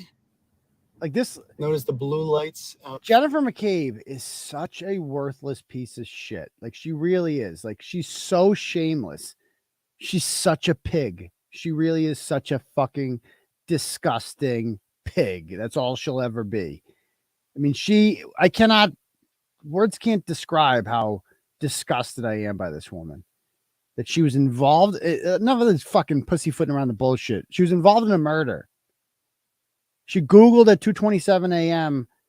how long to die in cold, because she knew that the plan was to put his body in the snow and while he was still alive and let him die there. She gave Sarah Levinson, a nurse, and Julie Nagel a ride home around 2:00.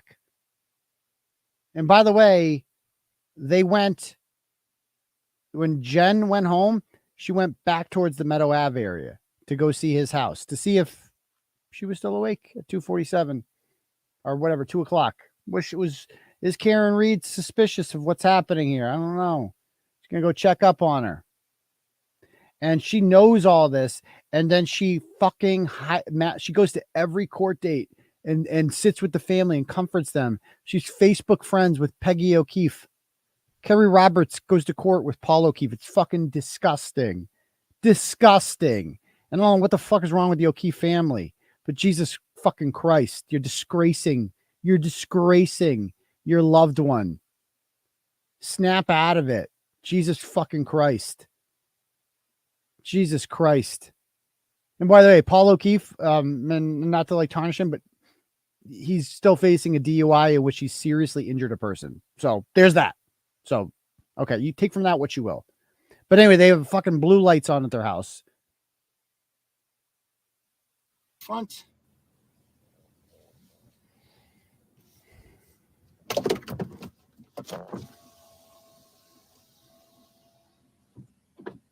All right, we can keep going. Okay, so they're going to get in the car now. They are going to go to 34 Fairview Road. They are going to go to 34 Fairview Road. Did I not get her house? Let me see if I got another video of it. Let me pull my other video up.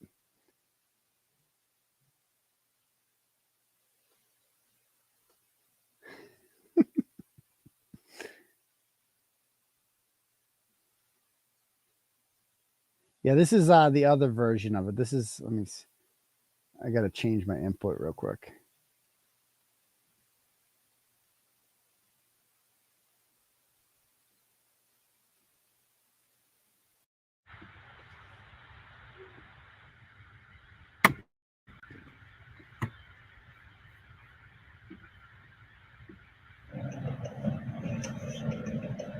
think this is pulling up to Karen's house. So this is Jen McCabe's hood. Jen McCabe's. She's still there. Yep. Okay.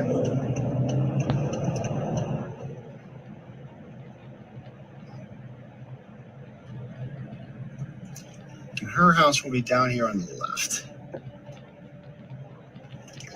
3 houses down. Okay. The destination is on your left. 12 Country Lane. Okay, that's her house. Arrived. So I saw a couple of people ask this in the comments. Let me just address this again. I don't think he was killed for anything. I think he was, the plan was not to kill him. Does anybody honestly think that the plan was to kill him? Nobody plans to kill someone that way. The plan was to teach him a lesson, I think, about he's getting a little too, he needed to be checked a little bit. This guy in town is getting a little bit out of line with Colin Albert, and you might not like Colin Albert because he's a 19-year-old punk, but his last name's still Albert. And I think he needed to be taught a lesson. I think he needed to get a little bit of a beating, like a little bit of like a welcome to Canton kind of thing, initiation. Like if you're going to be one of us, like he's a made man. You get to talk to other people the way you want, but you don't get to talk to Colin Albert that way. And you need to learn some respect. And they were there to give him, teach him a lesson about respect. And John O'Keefe is a proud man who isn't going to be someone's bitch. And he's going to fight back. And I think that's why there are several signs that he put up a fight on his body. Unlike the idiot, retarded medical examiner, that's what she is.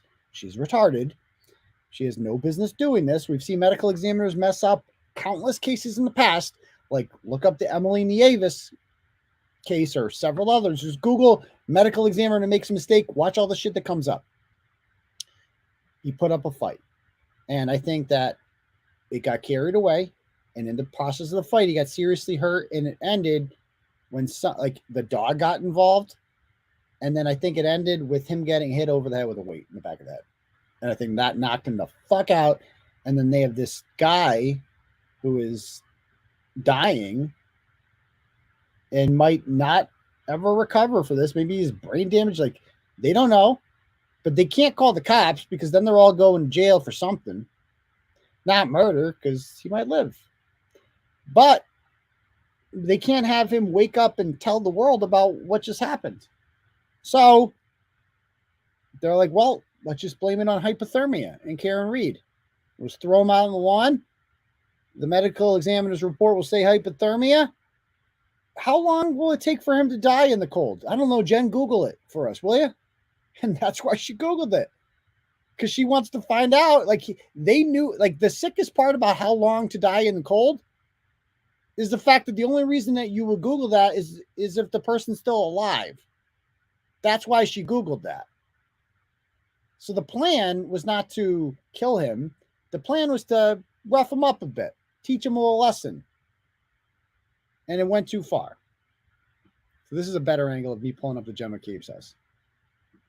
But that one, yep, the one we just went by. So that's Gemma Cabe. Yeah, so yeah, with the blue light. So we can turn around here. So she's gonna meet up at Gemma Cabe's house here, and we'll see what happens. What are the blue lights? I think they're doing the whole like Blue Lives Matter shit. Like, so her house is a lot of that shit. Oh, okay. Pro police stuff. She really has been pushing that hard since she was involved in the death of a police officer. So this is Jen's house. You can go by it slowly. Whole bunch of cars outside. Notice the blue lights out front. And look at that shit. Disgusting. Disgusting. All right. We can keep going. We'll be back. So they're going to get in the car now. They are going to go to 34 Fairview Road. They are going to go to 34 Fairview Road. So oh my God, I'm freaking out. Oh my God, it's John. Where's John? So it's Jen, Karen, yeah, and Carrie. I don't know, Karen. I don't know, Karen. Did you hit him? Could you have hit him? I don't know. What's up with your taillight, Karen? I noticed your taillight's a little messed up there. I don't fucking know. I don't remember anything. I had 4 fucking Mai Tais. Right. Yep, go right. I just hope he's okay.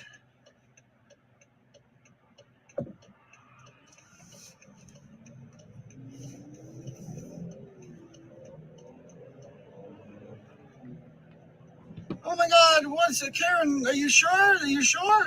Like, do you know? Could you have hit him, Karen? Could you have hit him? Did I hit him? Oh my God! Did I hit him? I really hope not. Oh my God! Oh my God! I'm freaking out! I'm fucking freaking out! Where is he? Fuck you, John! Where the fuck are you, John? I fucking hate you for doing this to me, John! How the fuck can you do this to me, John? I'm so mad at you! Pick up your fucking phone, John! Oh my God! Why did you have to go there? So, calm down, Karen. When's the last time you saw him? I don't fucking know. I dropped him off there, and then I just went home. I never came home. He never came in the house. So I don't fucking know. Is this Dedham Street? No, you keep going.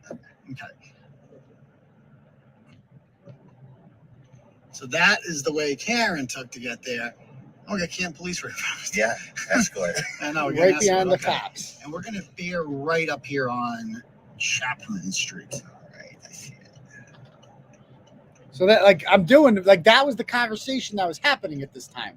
This is when Karen Reed allegedly said all the really incriminating shit that got her jammed up about, like, this is when how much traffic there was. Like, this is the critical time period. Somebody would have fucking like this car ride from Jennifer McCabe's house to 34 Fairview Road is what got Karen Reed charged with murder. Not the evidence, not anything like that. The car ride with Jen McCabe got her charged with murder.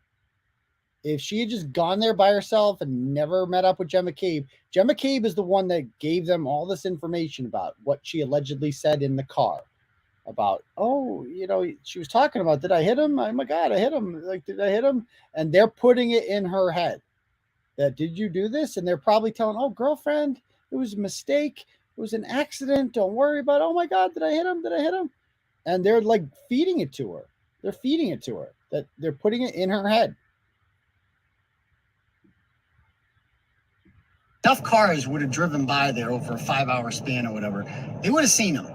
Somebody would have seen him, it seems. So Fairview is eventually going to be on the right. I'll tell you when we're getting close. Yeah, there were a lot of cars that came by. We were there for a couple minutes. Yeah, and we 6 saw cars came it was by. a traffic jam we were creating. So there's Steeplechase Road, so she's freaking the fuck out right now. Oh my God, where is he? What's going on? So the purpose analysis, now they want us to, so I want you guys to, what I want to show is I'm going to come up and I'm going to get out of the car actually, and I'm going to run up and I'm going to lie down, okay, where he was. So once we pull onto 34, oh, Fairview will be the next right. Okay.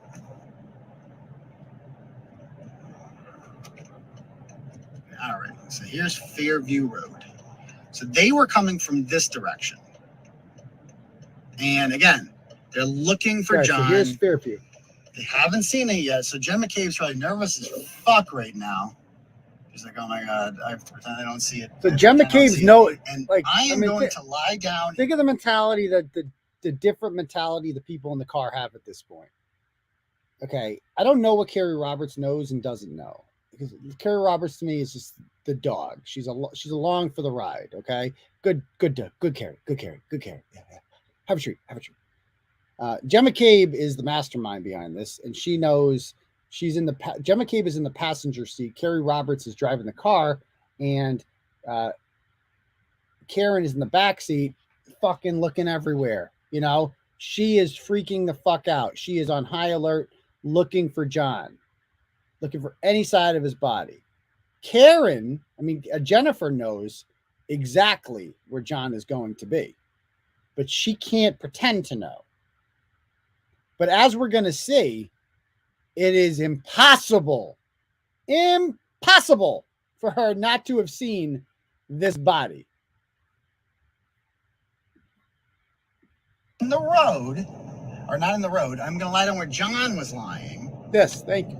And you guys, you can tell me whether or not you believe it's possible for Kerry Roberts and Jen McCabe not to have seen the body of John O'Keefe. Because again, only Karen sees the body. Which I want to address this bullshit. Sadly, the DA is just doing his job. No, he's not, actually. The DA dropped charges against a barista in Medfield or Norfolk, I believe, that spit in a police officer's cup in Starbucks. She brought it up to her mouth and went like that. And he dropped it because he said there wasn't enough evidence to convict the trial. So that is the standard of the Norfolk County District Attorney's Office, is if we don't feel like we have a strong enough case to convict you a trial, then we don't pursue it. This one, they're not even fucking close. And they're still pursuing it. His job is not to automatically just go with, no, that's not his job. His job is to look at the evidence and say, do we have enough to convict here? And the answer is absolutely fucking not. So stop giving them an out. Stop giving them an out. The target of this investigation by the federal government, I've been reliably told, is Michael Morrissey. It goes all the way up to the Norfolk District Attorney. And I've been told by people in his office that he is shitting bricks. He is shitting bricks because Rachel Rollins is coming after his ass. And Rachel Rollins don't like him because she doesn't really like white guys, to be perfectly honest with you. Entitled white guys like Michael Morrissey. Not her cup of tea. Defense believes is by design. So they're looking everywhere. You know, maybe he walked home. Maybe he got hit by a plow. I don't fucking know. There is a sidewalk here. I mean, that's on the right. So Fairview is going to be on the left-hand side. Hold on. Slow down. Okay. I want to go quiet. This is it right here. I think we're in drive now. Okay. So at this would have come at this point, my Richie has gone, and Richie's about 6'2", close to John's height and weight, and he's going to go down and lie down exactly where. See that fire hydrant there? The fire hydrant right there. That is where they find. He's like right on the other side of that. Okay, so keep in mind. Kerry Roberts is driving, and I am sitting in the passenger seat.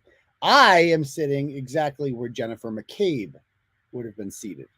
So my view, the view that we're looking at right now, is Jennifer McCabe's view. Her and Kerry Roberts have a better view than Karen Reed, who is sitting in the back seat. But Karen Reed is more freaking out because she's the only one in the car that we know for a fact doesn't know what she's about to find. Whereas we know Jennifer McCabe does. So she has to play dumb here. That's her job. And you tell me if it's possible for Jennifer McCabe, again, what you're viewing right now is not Karen Reed's view, it's Jennifer McCabe's view. You tell me if it's possible for her not to have seen this. Here we go. Again, there's long grass, so it's different. But you guys tell me if you would have seen a fucking body there. Would anyone have seen that fucking body? Look at this. Watch again. So again, there would have been headlights. Dude, that's how close he was to the fucking curb. That's how close he was to the curb.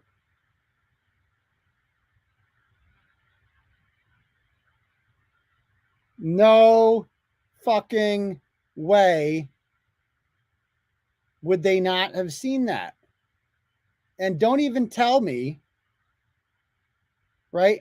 Don't even tell me that, oh, well, it was snowing out. The snow would have made it more illuminated. So that's the fucking door he would have gone in. So again, this is like, come on, stop it.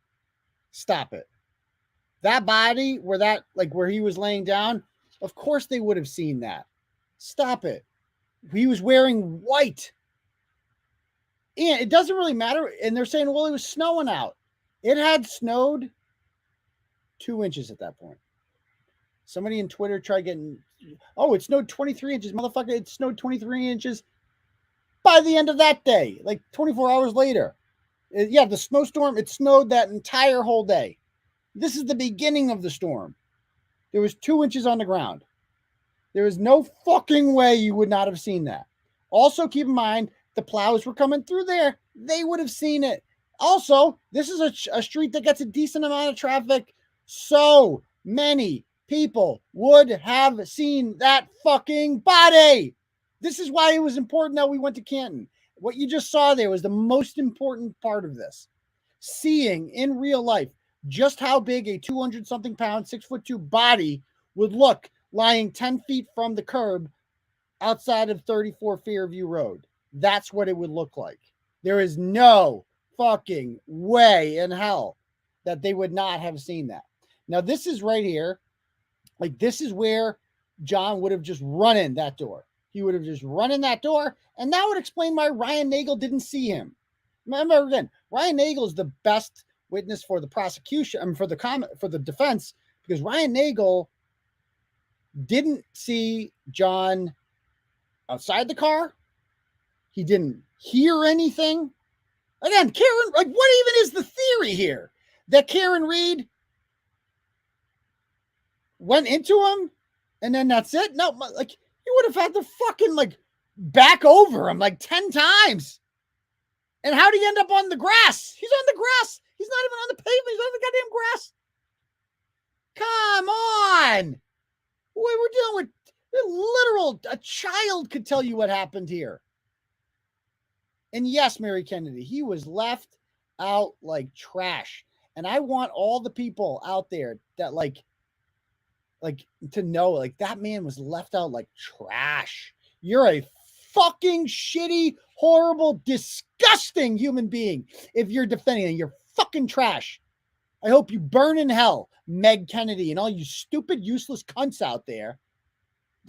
I mean, and don't even, oh, you're using bad words. They're covering for fucking murderers. They left them out there like trash.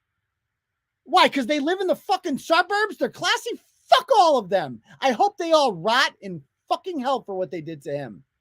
And what they did to Karen Reed on top of that. Jesus fucking Christ. These people are disgusting. I cannot fucking wait to see them in their face. Gemma Cave, girlfriend, I'm gonna have some choice words for you and your stupid fucking cuck husband. Jesus Christ. We're gonna have an interview. We're gonna have an exclusive interview. Exclusive. Play some more. Lights aren't on. There's no lights over here because that light would have So been no one's living in that. Yeah, it definitely would have been on. It's too dark for you right now. Okay. No one's here. Yeah. And this lawn, dude, like another reason I went here is to show you how small this lawn is. Like, it looks a lot bigger, right? That's not very far at all. John O'Keefe could have gotten from where we are right now, where Karen Reed dropped him off. He could have gotten to that door in 3 seconds. He's going to make a beeline for that door. Of course, Ryan Nagel didn't see him. He ran inside. That's how. And Matt McCabe's just standing there at the window, jerking off.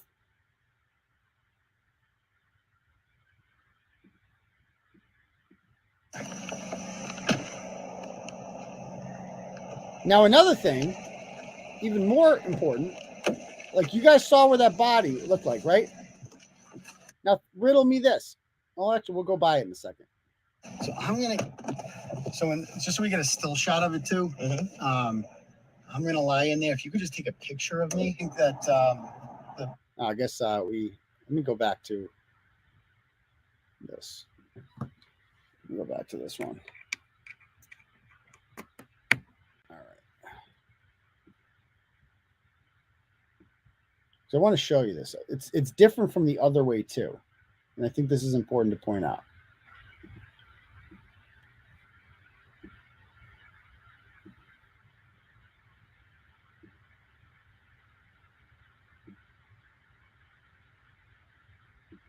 But the angle, yeah, let's do it right. The angle is, they're saying the angle is difficult.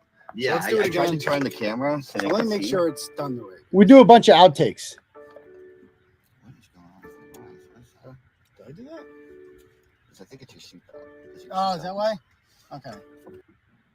So there we go. He's gonna run across the street and he's gonna go play dead. See, another car. Come on, people use this street. There's a yellow line on it. Like it's got patches all over because people use it. If you guys notice, I'm going to also take pictures so you can see where the body.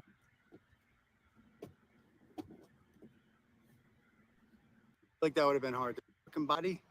You guys tell me if you would have seen a fucking body there. Again, there it is again. The lights would have been all over it. Come on. Come on. I don't care if there's snow. If the snow wouldn't make a goddamn difference, the light, of course, Karen Reed is going to see that from a mile away. She's looking for a body. Of course, she's going to see that.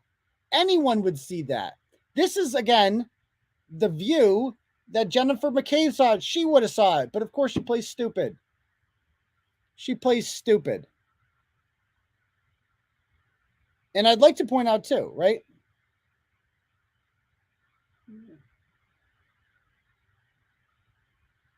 This is what somebody a commenter, I'm reading this comment. When Karen calls Jennifer McCabe saying that John never arrived home, why isn't Jen saying, you guys went home together, though?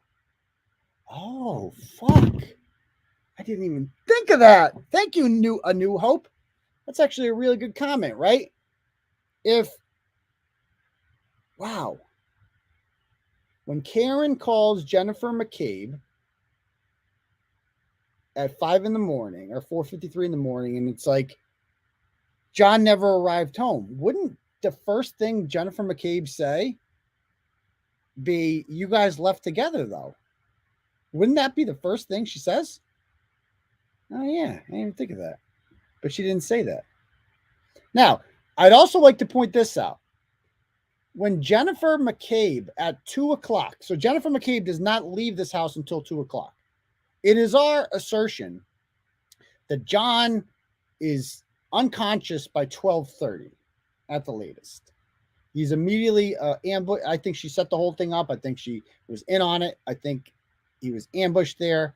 And I think that when she left, now this is where the defense and me sometimes disagree, and that's okay.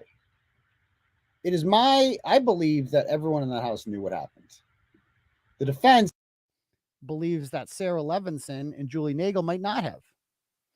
And that because they believe that it happened in the basement and that they got Sarah Levinson and Julie Nagel out of there by 2 o'clock, and that when they left, the body was not there. And that they moved the body after they left because they didn't want them knowing about it. Now that provides cover for Sarah Levinson and Julie Nagel. I don't believe that. I don't believe you could be in a house where something so loud happened where you would have no clue what happened. Like, I don't believe that. Also, they didn't leave till 2. So they were there for like an hour and a half afterwards. That's a long time. What are they talking about? Like, what are these children, these 24-year-olds talking about with these, the Canton High School class in 1994? What are they talking about together? Like, what? So how's school? What do you got? You guys like Bud Light? How about that Dylan Mulvaney? Quite the character, huh? What do you talk about with people? Like, do you guys have TikTok? I like TikTok. I'm hip. I do what all the cool kids do. So they leave at 2 o'clock. Now, according to the Commonwealth, Karen Reed killed him with a 3-point turn at 12, whatever. So he's been lying there dying since 12, whatever. So when Jennifer McCabe is parked in the driveway, she leaves in a car. Matt McCabe is driving. Jen McCabe is riding shotgun. And in the back are Sarah Levinson. And the other one is Julie Nagel. And they're going to pull out of there, right? And if they go south on Fairview, they're going to have an even closer view of that body, aren't they? I mean, think about that. At 2 o'clock in the morning, if the prosecution's assertion is that John O'Keefe was killed by Karen Reed and he's been out there since 12:30, then his body's there, right? When they leave at 2 o'clock, his body must be there. And we know that this is what the body would have looked like. Now, this is from the other side of the street. Imagine how much more visible we should have got this. We didn't even get this. I didn't think about this after. Imagine how much more visible it would have been coming from the other way. Like you would have seen it right fucking there. Like if Jennifer McCabe is right, like they're coming from right fucking here and they're going to go right down this way. And Jen McCabe is sitting shotgun. She's going to be 10 feet from the fucking body. No fucking way. Do they not see that goddamn body? No way. So one of two things is happening here. Either all four of those people saw that body and we're like, don't say a fucking word, or the body wasn't there. And that I initially thought that they were just ignoring the body, but now I'm buying Alan Jackson's theory that the body wasn't there at 2:00. And that would make sense because the plow guy came through 3 times.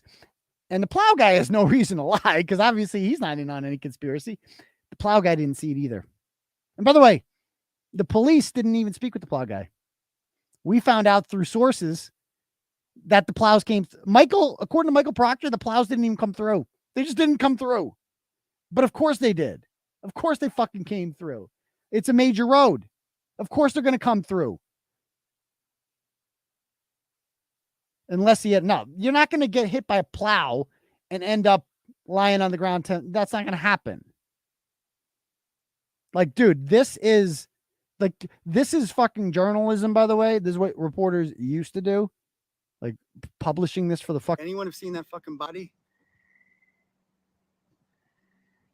I feel like that would have been hard to miss. Feel like that would have. Lights over here. So don't use like the Okay. These lights on. Right? Yeah. Go past it actually, so we don't get the lights. So again, actually, this is exactly it right here. Let me see this. So see that? Like, see that white thing right there? That's the flagpole. This is where John O'Keefe's body would have been. Obviously, we're not lying down anymore. Dude, imagine a body right here and them not seeing it. There wasn't much snow. No fucking way. Yeah, go past it, actually, so we don't get the lights on it. Okay.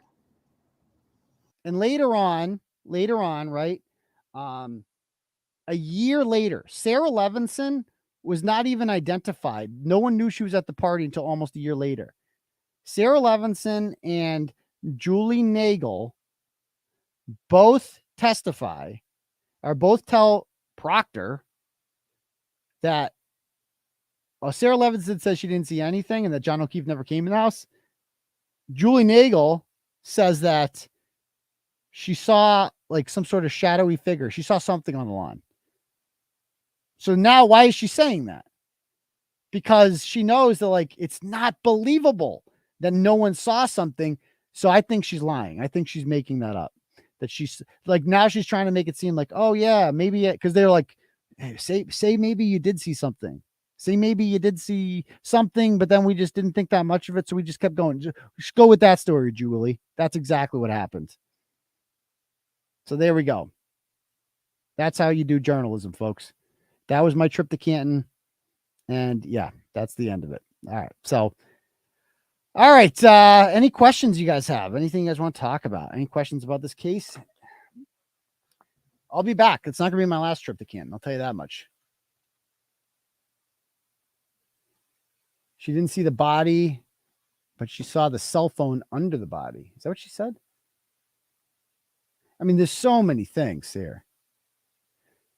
Is there a documented account of the others coming out of the house to inquire why there was a, I mean, there's Brian Higgins. I mean, I haven't read his testimony. Like, what did he say? A lot of this is grand jury stuff too, that has been sealed. So we can't even read it. Someone's got to be talking, right? I mean, that's how they're going to get these people, is talking.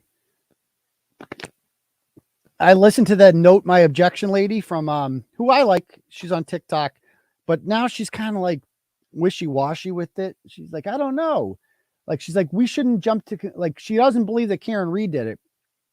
But she's like, I don't see any evidence that the Alberts did. It's like, you know what the evidence the Alberts were involved in this? He's dead. So someone in the house did it. So it wasn't Karen Reed. He didn't just die of natural causes. Someone did that to him. And we'll figure that out later. Like the Norfolk District Attorney's Office isn't going to figure that one out.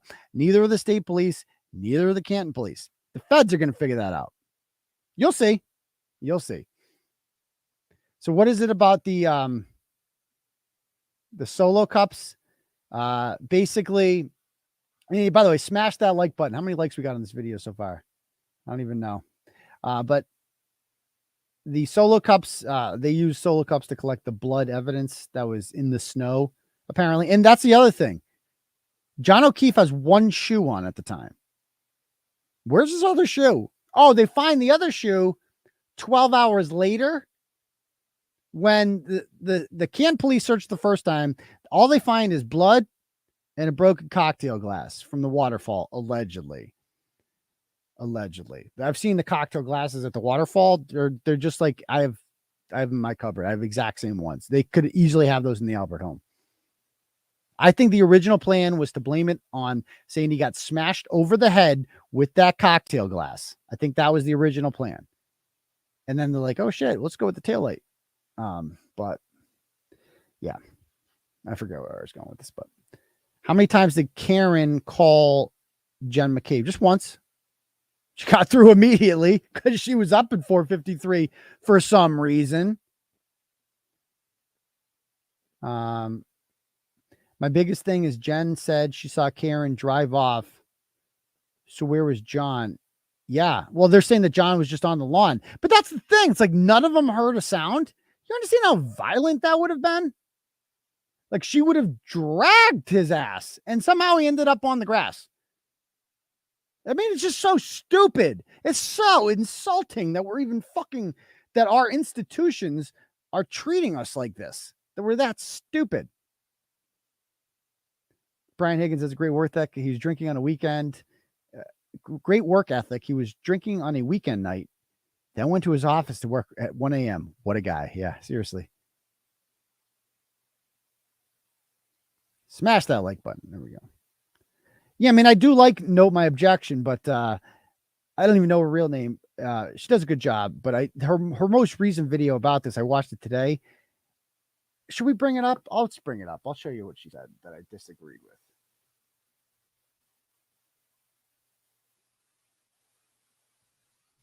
Again, this is nothing personal or anything. I just disagree. Note My Objection.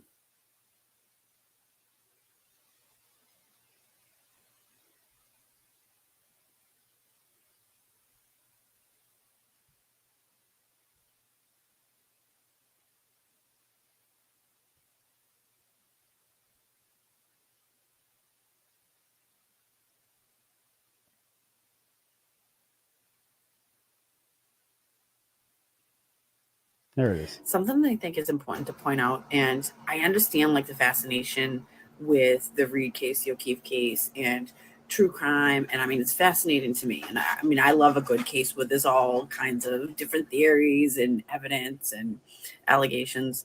But we also have to remember that I'm not sure that we have enough information on any side to make conclusions one way or the other. Now, the defense has presented some pretty significant evidence that there was other stuff going on, but they haven't proven anything, right?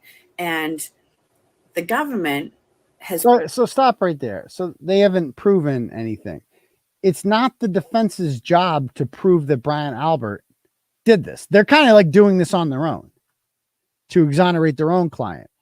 It's not their job to prove that Brian Albert or Colin Albert was involved in killing John O'Keefe. It's their job to prove that Karen Reed didn't do it. And I feel like they've done that and then some already. So somebody killed him. And obviously who else could have killed him? He was in the house. Somebody in the house killed him. And so that's the federal government's job now to do that. So it's not Alan Jackson's job to do that. I think she's doing a thing here where she's like trying to like show that she's impartial to this and she's not like 100% Karen Reed, but like, come on, stop it. Has presented evidence against Reed, which from the beginning seemed strange to me. I mean, I remember when she was charged and that they were upgraded to murder last year, and I thought that was the oddest thing ever. I couldn't understand in what worlds they thought that this woman intentionally killed her boyfriend. But we don't have any more information than that. It's not as though we know.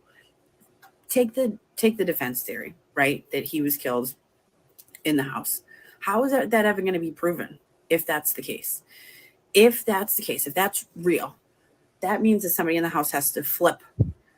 And theoretically, if that happened and there were people in the house and they all know that they have to basically take a vow of silence like you're in the mob, and that if you talk, that it's all, if all the house of cards falls if somebody talks.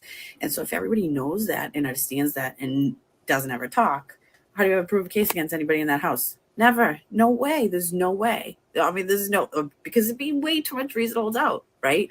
And so the Alberts, like, how are you gonna, I disagree. Again, I'm not a lawyer, but how are you gonna, first of all, it's not the job of the defense to do that, to prove that Brian Albert, whoever killed it, but it actually will be not that hard. You just get people to talk, and people are going to talk. Like, I have no doubt people are going to talk once they're facing X amount of years in the can. Like, I ain't going to jail for Brian Albert's ass. He did this, not me. Why am I in trouble for this? Like, people are going to talk. And I feel like she knows that because, you know, she's a defense attorney. the McCabe's and the people in the house get afforded the same. I know nobody likes that, but they get afforded the same rights and protections that Karen Reed does. Okay. And so I think it's just from me, I'm not convinced that she hit him, but I'm not convinced that she didn't hit him either. Okay. What? I might be at some point. I'm not convinced. Like, there's like, by the way, like, she doesn't believe that. I'm not convinced that she didn't hit him.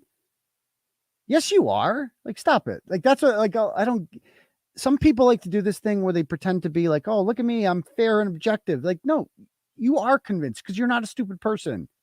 Every intelligent person knows that Karen Reed didn't do this. What evidence do you, and I think I commented on this and I said, you're not convinced that she didn't hit him?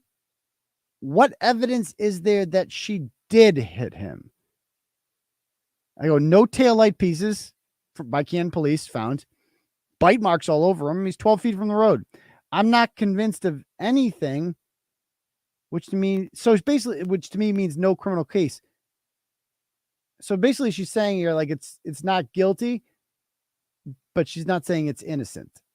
Like, she's saying, oh, not enough to convict her. It's like, it's more than just not enough to convict her. They have solid proof that she didn't do it. Like, it's physically impossible to. How about that? The fact that it's physically impossible for her to have done that in that car. Literally impossible. So, yeah. Let me play some more. That he was killed in the house, but I'm also not convinced that he wasn't killed in the house. So you're not convinced? To me, that just sounds like a whole bunch of reasonable doubt. That sounds like a pretty little bow wrapped in a package for a Karen Reed trial. So I don't know. I think everybody has to back away from speaking out loud and into the universe what happened, because none of you know what happened. Like, no, we're not gonna not do that. Like, and also this whole TikTok is based around literal, like, that's what people do. They speculate. We're not gonna stop talking about it. We're gonna talk about it, period. We're gonna speculate, because what else choice do we have but to speculate? Because it's quite clear something's happened to this man here, and the public has a right to know about who did that, especially if his murderers are still free, which clearly they are, because Karen Reed, we know, didn't kill him, so somebody fucking did. And people should speculate about that, because it's the only reason this has turned into a big deal. It's because so many people have begun talking about it. That's it. Unless you were in that house or you were in that car. None of you know what happened. Just saying. Something. So it's like, so we can't have if you weren't in the car, you don't, stop it. That's ridiculous. Okay. Kirk and Cullinane gave you a shout out. Yeah, they're great. I love those guys. Love those guys. Give me 1 sec. I just got to get a drink real quick. Hold on.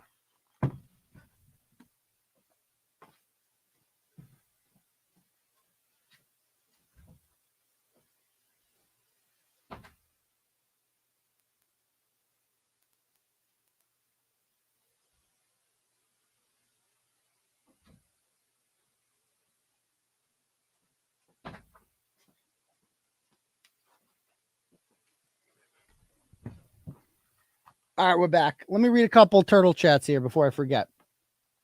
Let me go through these.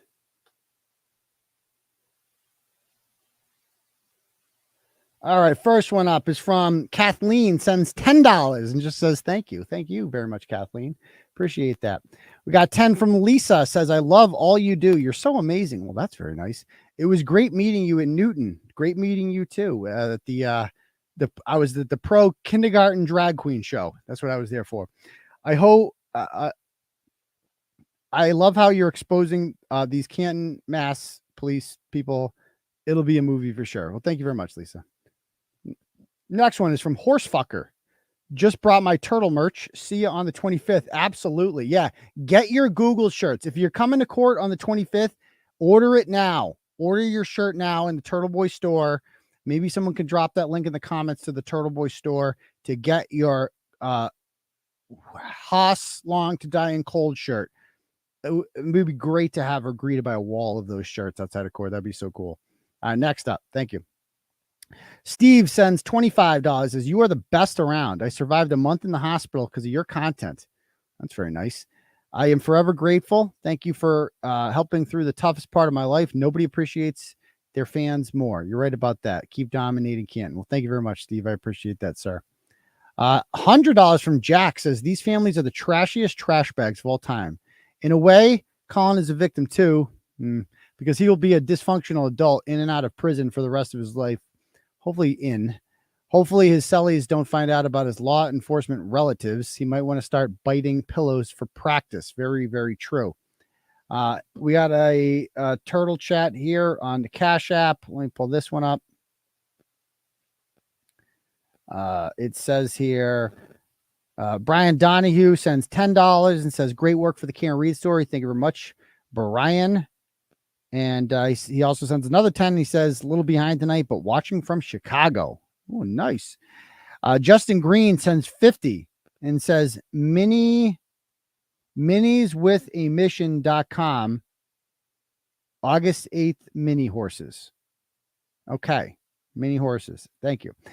Nick Gentili sends $50, says, you deserve a Pulitzer. Please just say Nikki G. Oh, crap. I screwed that up. Sorry. If you do the Cash App, your name comes up first. My bad. Thank you, Nikki G. I appreciate that. Hopefully I don't know if I'm going to get that Pulitzer, but if anyone else wants to donate, my Cash App is $ Uncle Turtleboy, or you can click the link at the top to turtle chat me. Let me read some more comments over here and keep hitting that like button. Yeah,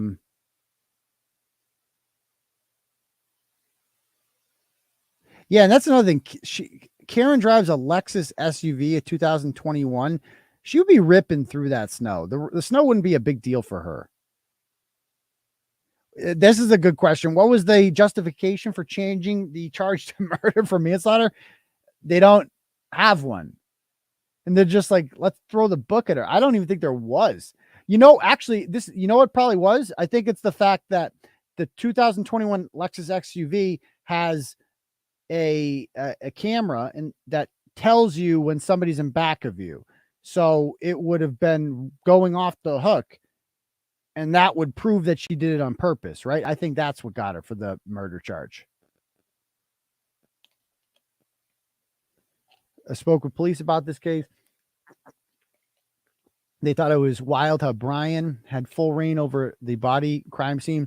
Yeah, I mean, let me show you real quick some more shit about this that is fuck. I got some more pictures from the scene. Check this out.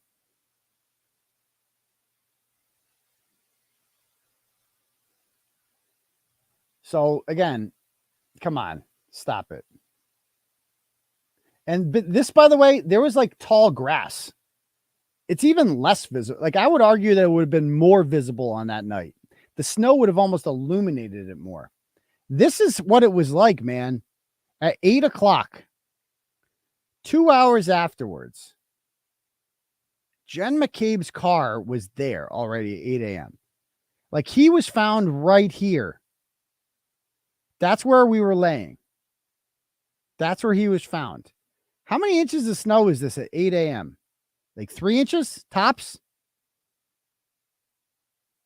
This is Jen McCabe's car right there at 8 a.m. Why is she even there? Like, how did she's there to get her story straight. She ends up getting interviewed by Proctor from the comfort of her own home. Of course. And this is the crime scene at 8 a.m. The crime scene. A body was just taken from there. How many, like 2 hours ago, she's taken from there? There's nobody cordoning off anything. Dude, there would be so much fucking evidence in this area if Karen Reed ran into him and used her car as the murder weapon. Would there not? Would there? And this guy's just walking down the street. There's nothing. There's no police tape. Nothing. They don't do anything by the book with this. Nothing. No one's interviewed on video. There is no collection, like no proper collection of evidence. Nothing, man. This is a fucking joke. This is a fucking joke. That's what this is. Again, the lawn's not even that freaking big. It was right there. Stop it. Okay. Stop it. And there's me and my girl. Okay. Yikes. Yikes. All right. Back to the question, back to the comments. Let me read through some more comments here. Sorry, I'm working my way. He was smashed in the back with something harder than a cocktail glass. Absolutely he was. No, there's no crime scene photos of footprints in the snow. Nothing. There's no, they did no police work on this. That's a great question with the footprints in the snow, because whoever dumped them off there would have left their footprints, wouldn't they? Now, this is a legitimate question. If the phone last moved at 12:30, how would they? This is the part I don't understand. How would they have moved him at 4 or 5? Unless they just tossed his phone out there at 12:30, I don't fucking know. You know, I mean, that's a good question. I'm sure there's an answer to that, but that would require an investigation, which has not happened yet. You would think like it's not my job to do this. You know, it's like believe it or not, I'm not an actual fucking detective. It would be nice if the people that got paid to do this did it. I feel like shouldn't be too much to ask that.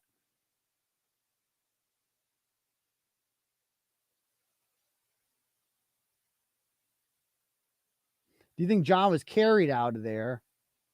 I think absolutely. I think he was fucking knocked out on that basement floor, bleeding everywhere.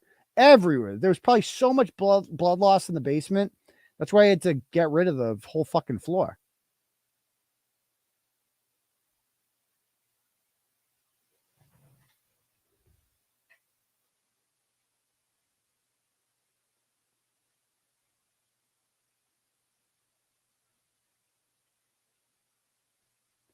Your proof is solid. This stream was just kind of okay. I don't know what was strange about it, but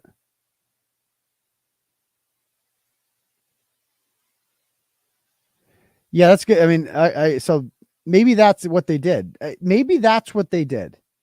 Is they're like, fuck, get rid of the phone.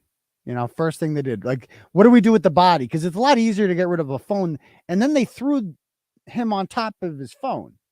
His phone wasn't even in his pocket. They found his phone on the ground.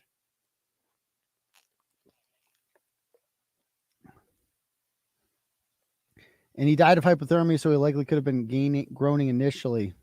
I mean, that hypothermia was the major factor, they said, in his death, according to the medical examiner, whatever she knows. O'Keefe definitely died on the floor of the basement. I mean, that could have happened too. I mean, I hope for his sake he was, or else it would have been even more painful.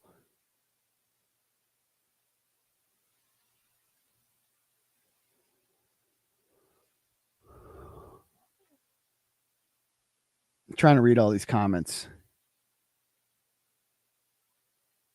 What's up with the Jay Hill? You're a moron.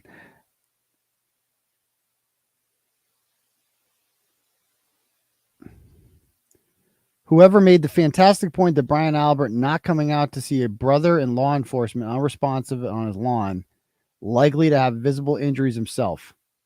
Photos should, they didn't even take photos of where the body was. Like, they didn't take photos of that. Because again, they were trying to rush him to the hospital. But nobody took any photos. And I have not heard the 911 call.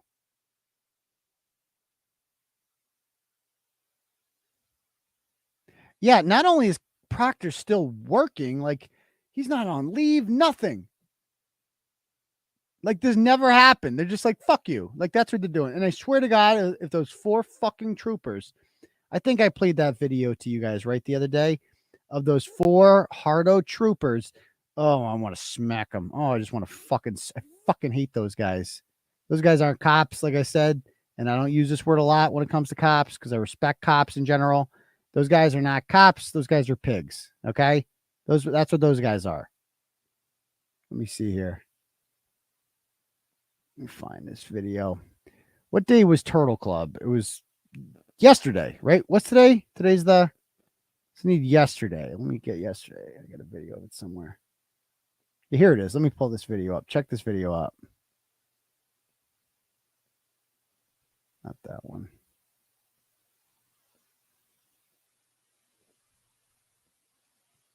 Check this out. This is them coming into the courthouse on May 3rd. Let me change this audio setting.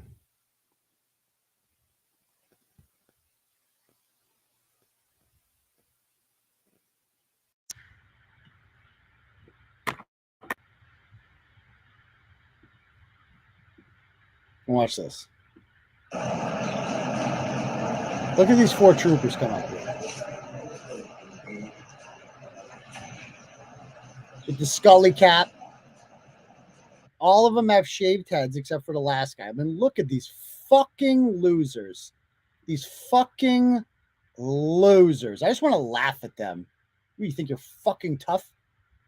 Fucking losers. Why are you here?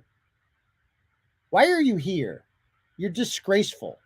You're disgraceful. You hear the state police, the only interest they have in this, not one of theirs died. They're here to support Michael Proctor. That's why they're here, as a show of force. They stood next to me like fucking hardos. And they showed up here. 3 of them have shaved heads like Proctor. And just the way they carried themselves, walking them into the courtroom, like they thought they were so badass, like, we're going to show them. We're here to support our brother. You look like fucking tools. Fucking losers. Look at them. Look at them. Look at these guys. Look at this guy, too, the way he's walking. Oh, badass. Pigs. There's them. And you want to see how Karen Reed came in? Watch this. This is awesome if you haven't seen this. I showed you this in Turtle Club the other night.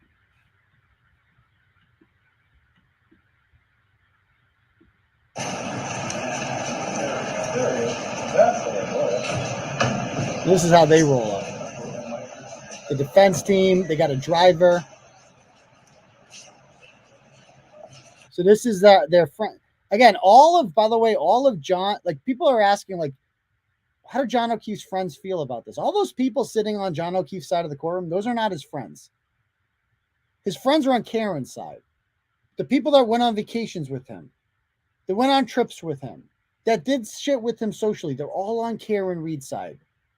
Because think about it, like, you're that age, you're in your 40s or whatever. I know me, that most of, my friends are like people I've met, through kids' families. You know what I mean? Like, it's like the people that I would have hung out with. I don't know how to describe it. Like, it would not be just fucking people like Matt McCabe are not my friends. And that's who's showing up for him. Are people like the McCabes and stuff like that. People he didn't know very well. They're all there. Justice for JJ. Like, none of you people really knew him that well. How many times have you been to his house? These people have. So what we have here, the guy getting in the back there, that's a family friend of both, I believe, Karen and John.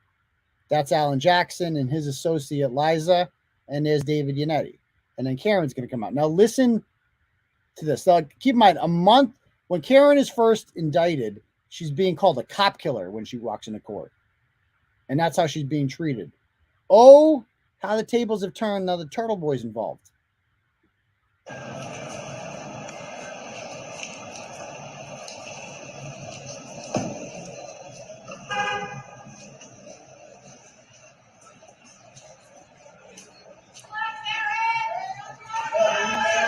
Stand tall, Karen. You got it, Karen. Stand tall, Karen. There we go. Stand tall.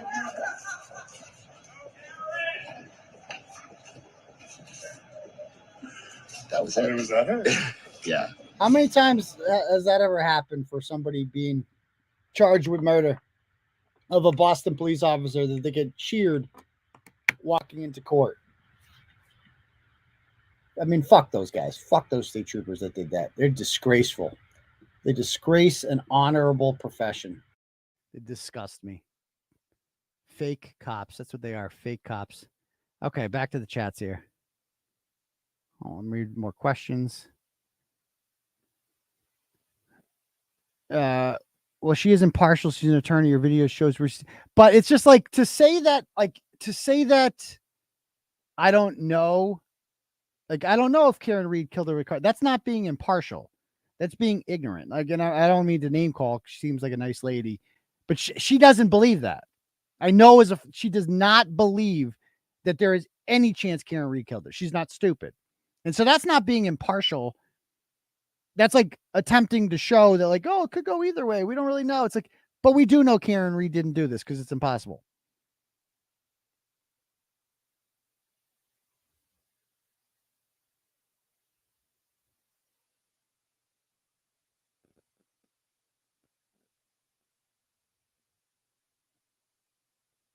Three-point turn to death because of an argument earlier in the day. I know, it's just like, because that's why. Oh, they got an argument over breakfast, so she fucking three-point turned her to death. Yeah. That's what the mob does.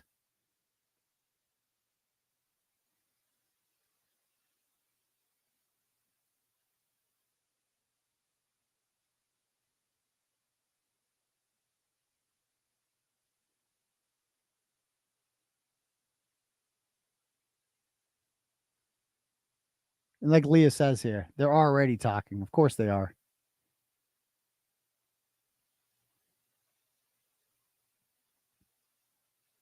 Karen Reed should open a sub shop in Canton. I know, right? She should buy D&E Pizza. That would be the ultimate fuck you to them. Just buy D&E Pizza. And turn it into a gelato store or something that pisses off Chris.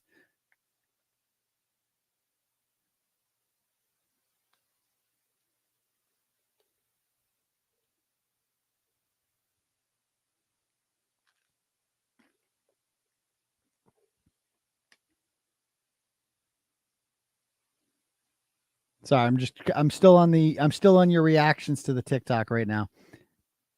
I'm going through these questions. So if you have questions, do you think John was, I'll try to answer these questions. Do you think John was carried out? Oh yeah. So I actually kind of answered that, didn't I?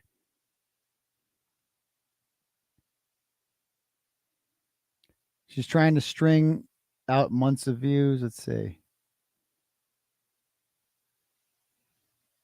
I mean, that's your opinion. I don't know if she's a good attorney or not. I'm not going to say she's not a good attorney, but yeah, every attorney I've talked to is like very clear. Like this is, they don't know what the district attorney's office is doing.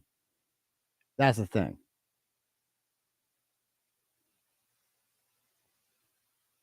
No, it is so ironic. I know I'm like so team Rollins right now. It's weird. But when you're right, you're right.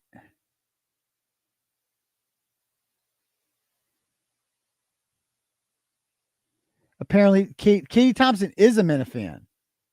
Yeah, go on Katie Thompson's Twitter account. She likes all Kirk Minifan shit. The car that hit me was going 35 to 40. Impossible to get killed by a car backing up. Exactly. I mean, that's what I mean by it. It's like, I'm not convinced that Karen Reed didn't do it. Then you're retarded. Like, there's no other way around it. Like, come on, you are convinced of that. You're lying. Like, that's just a lie. You don't actually mean that.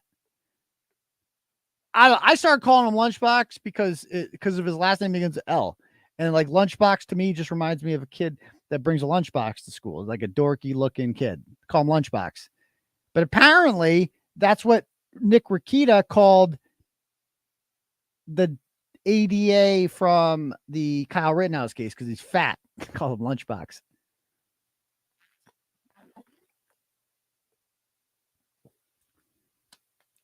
There's only one reason they would try to hide attendees at the Albert home that night. It's because they're not trusty Albert stands like Jen McCabe. Exactly. Ah, nice to meet you, Pink. Excellent. Yeah, he was not hit by the plow. Stop it. I agree.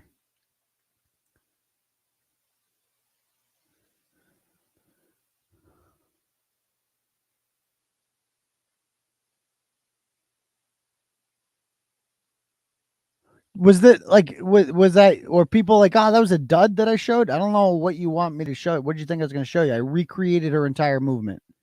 I feel like we learned something tonight, like especially the body shit, and the 7 minutes. That was another big aspect. It took 7 minutes to get from the waterfall to the house.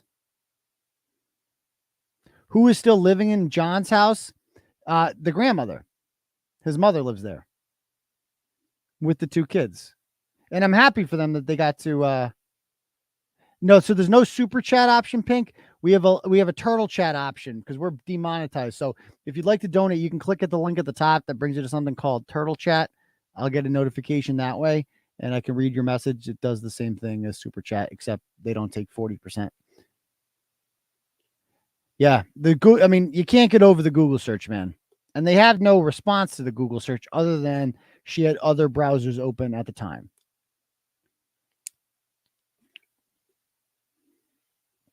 That's exactly it, Deanna. They wanted her to take a plea and have it be over, but a second they made it a murder charge meant she would never take a plea for a murder charge. I doubt she would have taken one for manslaughter, but it would have been more appealing.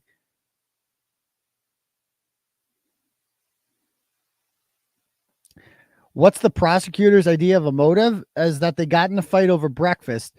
John was trying to break up with her and she didn't want that to happen. And then they got drunk and the anger exacerbated and she ran into him intentionally and killed him with a 3-point turn. They're charging her with second-degree murder. Second degree. Yeah, it's like they'll never get her. I mean, they fucked up so badly. Public servants. At the end of the day, it's public servants. This is what you get from public servants. That's why you work for the government. There's no accountability because you work for the government. Snow falling will actually set off a back camera sensor too. True.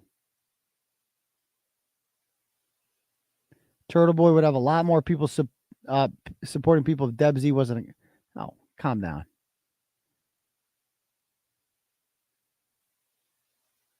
Thank you, Deb. Deb is a soldier. Yeah, get the fuck out of here. Yeah, private investigator. You go do it on your own. We'll go watch your channel. Let us know how that goes. The snow inches you can compare to the tires. So exactly. You look at those pictures of Jen's car. Dude, that's 8 o'clock.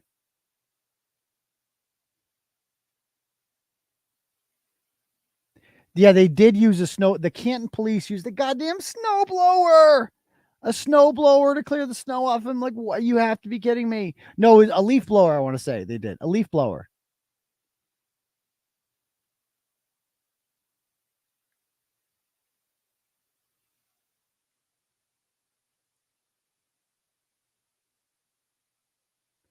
Was furious when I saw the pics of the crime scene evidence and solo cups. Yeah, on the ground. Exactly. There's some more pictures that you guys haven't seen yet, too, that are coming. There's pictures of Michael Proctor. Let's just put it that way. There's more coming. Stay tuned.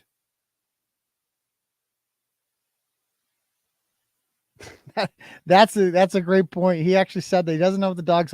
No, That it does mean the dog's alive. So he says the dog's live. He still talks to the owners. They just can't tell us who the owners are. There's literally no reason for anyone to object to the dog being turned over. I can understand Brian Albert's phone because Brian Albert has Fourth Amendment rights. The dog does not.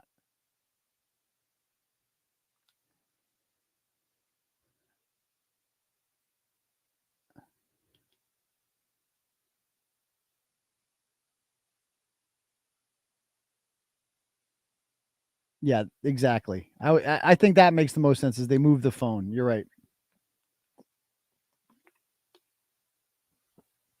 The phone likely was not on his body anymore. I agree with that. Why didn't they?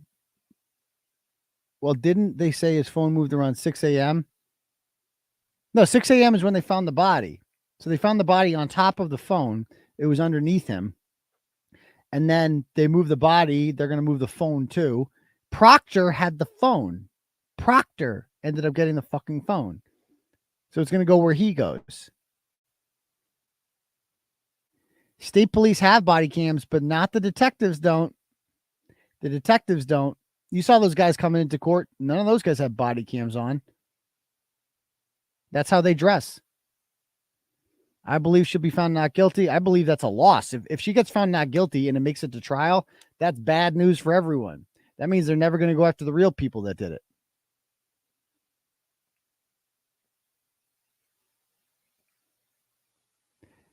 An unattended death is supposed to be investigated. Yeah, there's supposed to be a reconstruction that happens.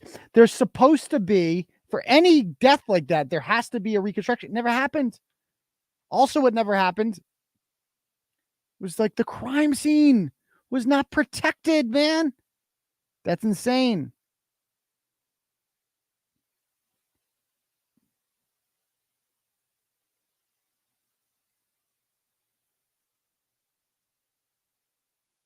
Okay, I'm trying to catch up. I'm at 11:50. Jesus, these are a lot of comments.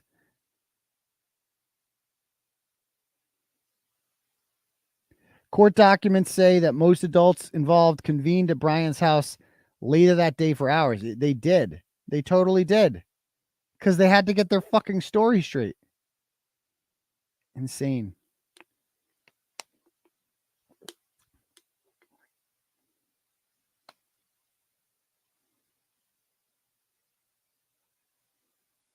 Why are the stadies more aggressive and power hungry than local cops? Because they think they're badass, I think, in general. That's not all stadies. Most stadies, I got have nothing against most stadies. Most of them do a great job. A great job. And they hate the bad cops more than anyone. Did you ever find the people from Dedham Courthouse who called your nail? I think I know who that woman is. I don't really care that much, to be honest with you. I'm going after the big fish.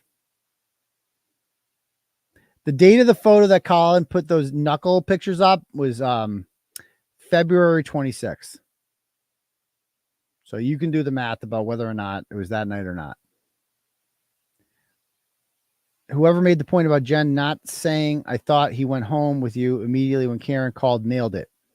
That's exactly. I thought he went home with you.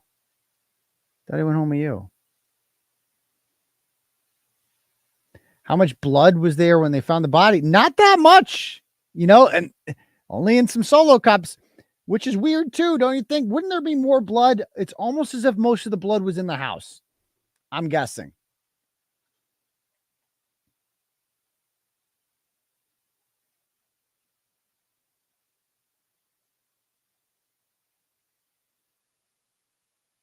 Most cops are not bad. Bald. Oh, bald. I don't know if that's true or not. But at least all four of those guys are vaccinated. Oh, the shaved heads, I swear to God, it's just Mike Ehrmantraut. It's to look like Mike Ehrmantraut, like to act like tough guys, because they're balding. That's why they're doing it. And they can't wear a Scully cap on the job.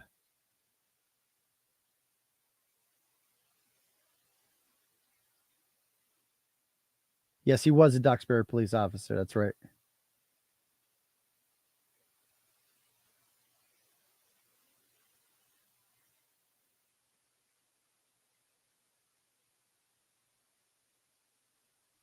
Sorry, I'm trying to read the comments. I'm gonna fast forward to the present because I'm like getting nowhere close to where we are. If you have a question or anything else, ask it in the current chat, and then we'll call it a night.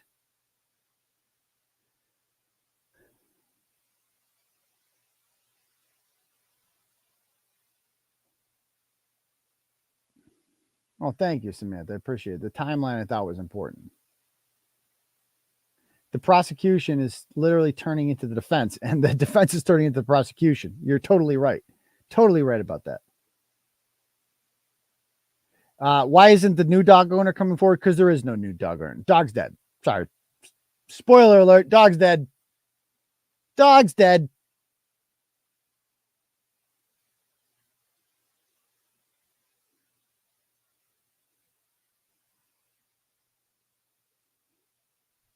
Okay.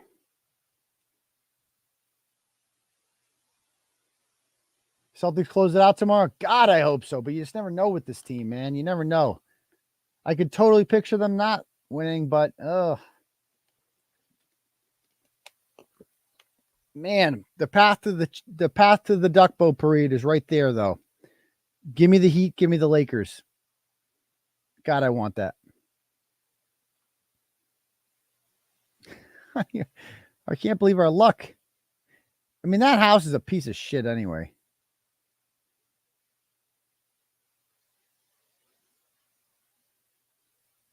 All right. So I don't see any more questions. So I guess let me just check the turtle chats. Got one more turtle chat from Jay here. Sends $25. Says following murder cases for a long time. This case is a joke. BPD and the DA should be ashamed of themselves. Not BPD, Canton PD and state police. If Karen is even represented by a